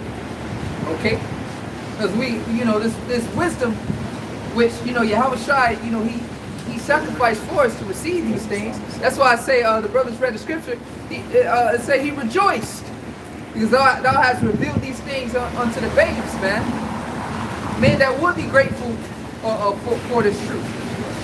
Okay, that will give up everything just to receive the knowledge. You gotta understand, brothers that come into this truth, they literally sacrifice and put off all those things and invested and put everything into receiving this knowledge. All right, because when you first come to truth, you remember you like in a trance, watching video after video after video after video after video non-stop, after video after video after video, because you're just trying to eat as much and obtain as much wisdom and knowledge as you can possibly, man. And that's the spirit that got to be on you. Okay, that's the spirit that's on you, man. Always, once again, referring back to that movie, The Matrix. Neo was like, the operator, I think his name was Tank. He was like, man, he's a machine. He's been on there for hours, just accepting and receiving everything. That's how we be, man. Well, definitely when you first come in, you just accept and receiving all the downloads, watching all the videos. Definitely, back when the elders would sit down and the end of the world days. In the world days, they doing like 2-3 hours, then a 4-hour lessons, man. You sit there and nowhere in your life you sit and watch 3-4 hours. 15 minutes at a time. Exactly, 15 minutes at a time, man. But that's the spirit that's on you to just soak everything in, man, to receive it. You on a different level. Shit's heating up in there, man. You work at optimum levels, man. Like a computer, you're on it. Go ahead. Uploading to a hard drive. Just constantly uploading. You know what I'm saying? Just downloading file after file, man. Until you get to 100%. That's what we want to be. 100% uploaded. All right, of the spirit of Yahweh Shai. It says, she maketh them friends of the Most High and prophets. Yeah, because the scripture say the Lord loveth none but him that dwelleth with wisdom. Oh, go ahead. Verse 28. For the Most High loveth none but him that dwelleth with wisdom. Yeah, so fools, man. You know, the Most High loveth none but him that dwelleth in the true wisdom. What is the wisdom and understanding of Yahweh Bashim Yahshai? All right, those that know the will of the Lord, those that are able to discern between good and evil. Okay, the Lord loveth none but him that dwelleth with wisdom. You say you have something? Yeah. It's Isaiah 66. Isaiah 66, I'll read 1 and 2. Isaiah 66, verse 1. Thus saith the Lord Yahweh, the heaven is my throne, and the earth is my footstool. Where is the house that ye build unto me, and where is the place of my rest? You know, so on the point is the next verse, but going to ultimately, the Lord is dealing with his men. You know, all things that he sees with your eyes and physical touch is all the Lord. You know, so what can you offer him that he can say, oh, thanks? You know, when obviously he made everything. You know, so where is that rest? It's supposed to be his woman, which is Israel. Okay, right now it's the elect of Israel. So Isaiah 66, verse 2, it said, for all those things have my hand made, and all those things have been, saith the Lord. But to this man will I look, even to him that is poor and of a contrite spirit, and trembleth at my word. You know, so that's who is of great value to the Lord. It's not, you know, how much money you got in your bank account. You know, it's ultimately how much fear you have. Because with the fear, that's where it's going to say, he reveals the mysteries unto you. You know, he reveals the secrets unto you. So he'll give you things that are real near and dear unto him, because you know that ultimately you fear him. Imagine if Esau knew the knowledge of good. That'll make him a son of the Most High. You know? So we know good and evil. That's why the Lord, you know, ultimately is dealing with us, because we know this both sides of the spectrum. And all goes back to the Lord. You know? So giving us the breakdown, this nigga's going way on the ground, deep on the ground bunkers, and we're calling you straight out saying what you're gonna do. That's scary, you know, because you're going to the Lord being a man of war. Now you know your other enemy's tactics. What you know his playbook, you know, then what can you use against him? Think about sports, football. I know your playbook. You know, I know what you're gonna do. Recognize. I was watching the game on Thursday, the Raiders and the Chargers game. Nigga picked the ball before the quarterback even threw it. He jumped the screen, caught it with one hand, ran with a touchdown because he studied the playbook. You know, so he knew, he anticipated. That's what we're doing. We're anticipating. We're not reacting. We're anticipating, and that gives us the advantage. You know, that's what happened. Like in boxing, you got to learn to. That's what made Mayweather so great, because he would start timing them. You know, start timing the punches and adapt. Hey, it's beautiful you said that, huh? The script said the race is not to the swift. Yep. You know, the strength, whatever the case would be, you know, roughly paraphrasing, but time and chance happen to them all. And in boxing, time is very important. Because you can be very fast. That's what Tank said about Ryan Garcia. Yeah. Ryan Garcia, you watch him on Instagram, he was fast as hell. Yeah. You know, everybody thought he was going to be Tank, but he didn't have no time. He was unexperienced. He got time. Yeah, exactly. He got time. He kept throwing that hook, and Tank sat there, boom, and dropped him. And then took him out. That body shot. You know? Took a knee. But he was fast as hell, but he ain't had no time. That's the point. It don't matter. It don't matter about how fast you are. Or strong. You can have that knockout power, but look how Fury did him. Shit. Go ahead. This is Romans 8, and it says the future glory in the blue letter. Verse 18. For I reckon that the sufferings of this present time are not worthy to be compared with the glory which shall be revealed in us. Yeah, and that's, you know, and that's the faith you gotta have, bro. You know, when we speak about the kingdom of heaven, and when we be getting into it, man, we be meditating. You know, brothers be talking about the galaxies, chariots. You know, it's certain parts of this earth that is very beautiful that we've never seen before, man. You know, that public you can't travel to. That islands and shit. The least probably, you know. Not even on the map. Yeah, not even on the map. You know, GPS won't take you to it. You can't. It don't show up. It's just blurred out. Yeah, it don't show up, bro. You know, and that's just here. That's carnal here on the earth, man. So when we just sit there and meditate about the earthly things and the heavenly things, you gotta have faith that what we're going through, you know, it's not to be compared to what we're about to receive, bro. You about to, man. Just Paul said, you know, the things unlawful for evil to speak, then he couldn't put it in words. What he saw. All right, just imagine, you know, in your imagination, like, you know, the elder Debar is going to. You gotta have image. You gotta be able to imagery. You gotta be able to see these things. Just imagine just being beamed up into that chariot. Oh man, like, bro, beamed up into the chariots. how it's gonna look up there. You know, seeing how it shines, seeing the technology, the heavenly technology within the ship being changed. The smells. The music. Yeah, the 'cause garments. it ain't gonna be like Star Trek Enterprise, you know, bunch of buttons. Oh. Yeah, like Esau Star Wars movies. shit, yeah. Nah, man, this shit gonna be on a whole nother level. It's just gonna be like connected. You know, each brother's chariot is gonna be connected to your spirit. You know, it's gonna be beyond where, you know, Esau. You got all these buttons that he don't know what the fuck do. You know what I'm saying? Like, A million buttons. Yeah. You ask him what this button. He never used that button. It's just there. Oh, you know, we don't use that one. Like, what does it do? And again, they don't even pilot them really. So that nigga don't know nothing. All them little readings and shit, he don't know nothing. They just who knows? They probably don't even do shit Yeah, anyway. you use buttons on that. On airplane, you got all these buttons. Yeah. You only use a good 3 of them. Right. And the other ones you don't even touch or push. You know, the garments that we gonna be wearing, how to, you know, smash. I wonder how to crown the fabrics, like you said, the fabrics, the different elements. You know, because Esau has a periodic table. You know, and then elements are, you know, you every once in a while you get an article or a new element found here or a new element. That's what found he's there. discovered. You know, that's what he discovered. And then imagine the elements that's out of space that Esau can't get to, that Yahushua ship gonna be equipped with all types of different things, you know. And who knows? There might be more different states too. Like because Esau tells you there's 3: solid, liquid, and gas. You know, and that's for each element. So imagine what else there is. You know. That's what they can observe. You know, some Exactly. causing our biology you can't see. He calls things dark matter. What is that? It's just dark matter. Get that. Yeah, man. Something in the spiritual realm, you know, you can't even fathom that. You know, imagine the angels, they move in a higher vibration. We're gonna be able to deal with them. So that means we have to be able to see them. You know, so imagine that. You know, we obviously can't do that in these bodies, but when we get new bodies, so we're gonna judge angels, man. You know. You know, so when you sit there and meditate on it, we can talk about that all day. You know, about the kingdom, how it's going to be. You know, the simple fact of clean food, clean women, you know, multiple riches, all that stuff, man. You know, that's just on a corner level, bro. Living forever.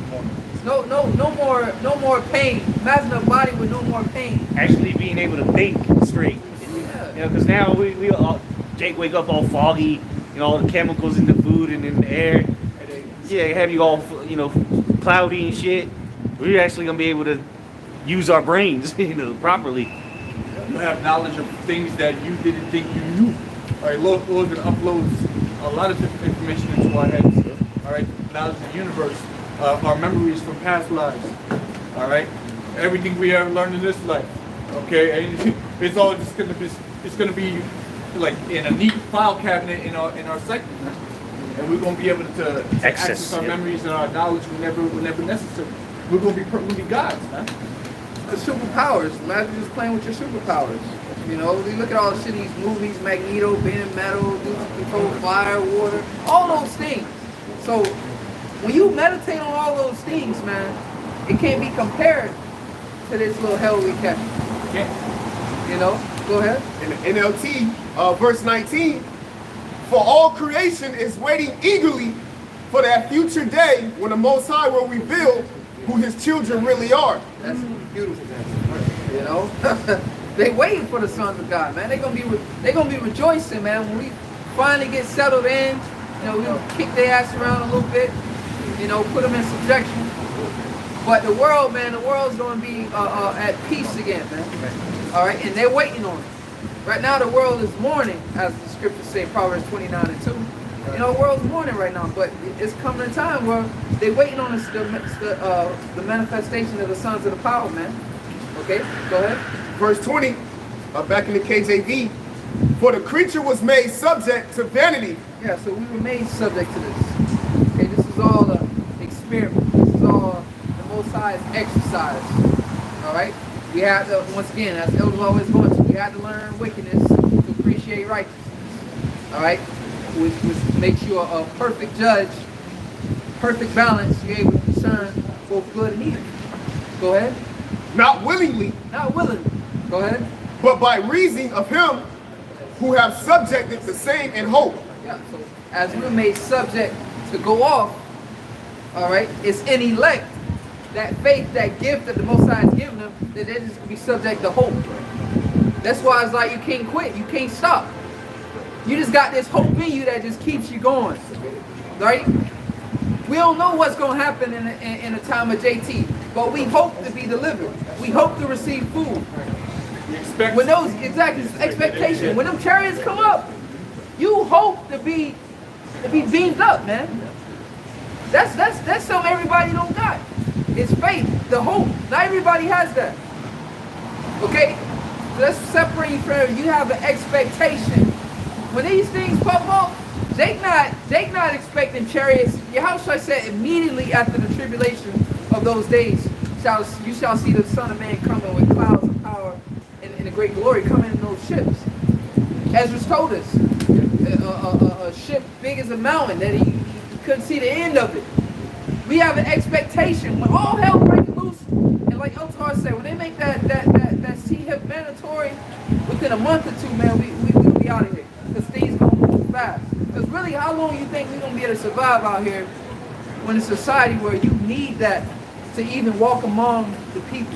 They catch you without that, you being locked up or killed. We can't be out here that long. There's no way. Now, most I can do anything he wants, but logically, you're not gonna be out here that long. Years, man. Years wandering around the woods. No, it ain't going down like that, man. So once he make that thing mandatory, we gonna be out of here quick. Read that again, Brother Sean. This is Romans 8 and verse 20 in the KJV. For the creature was made subject to vanity, not willingly, but by reason of him who have subjected the same in hope. Because the creature itself also shall be delivered from the bondage of corruption. Yep, so we're going to be delivered from this body, man. This is the bondage. This is a prison sentence. We're not supposed to be, we're the sons of the power. You know? We supposed to be like the angels in heaven. But here it is, we down here, and it's prison sentence, man, subject to pain, you know, hurt, depression, all types of shit. Subject to all these things. And the only way to basically exit this flesh is through your death. Go ahead. It says, because the creature itself also shall be delivered from the bondage of corruption into the glorious liberty of the children of the Most High. Yep. That's it, man. So into the glories, and that starts now. Okay? We've been free. You know? Mentally, Scripture say you shall know the truth, and the truth shall set you free. That's what sets us free. Knowing that one day we're going to be changed, we have hope. Because think about it in the world. Jake worked his 9 to 5 for 30, 40, 50 years, and he know he done. He's looking at retiring. Here it is, now you retired, your skin wrinkled, you old, your hip hurt, you got bad knees, your back hurt, and that's the end of your life. Your life was like that. And all you did was work for Esau for 30, 40 years and saved up a little retirement. Now you through. That's the end of life right there. That's bullshit, bro. What kind of life is that? And most people can't even retire anymore. Exactly. And that's why they have Walmart greeting you as you walk through the door. Life is short and tedious, bro. That's not no way to live. That's not a mindset to have. But we know it's going to come a time where we're going to be changed and we're going to be young men forever. That's it. You know, locked in your prime. Imagine being in your prime forever. You could be 2,000 years old, but you still like you're 21. In full strength.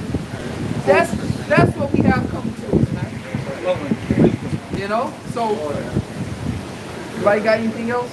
No. All right, so that, Lord's will was edifying. We're going to give all praise, glory, and honor.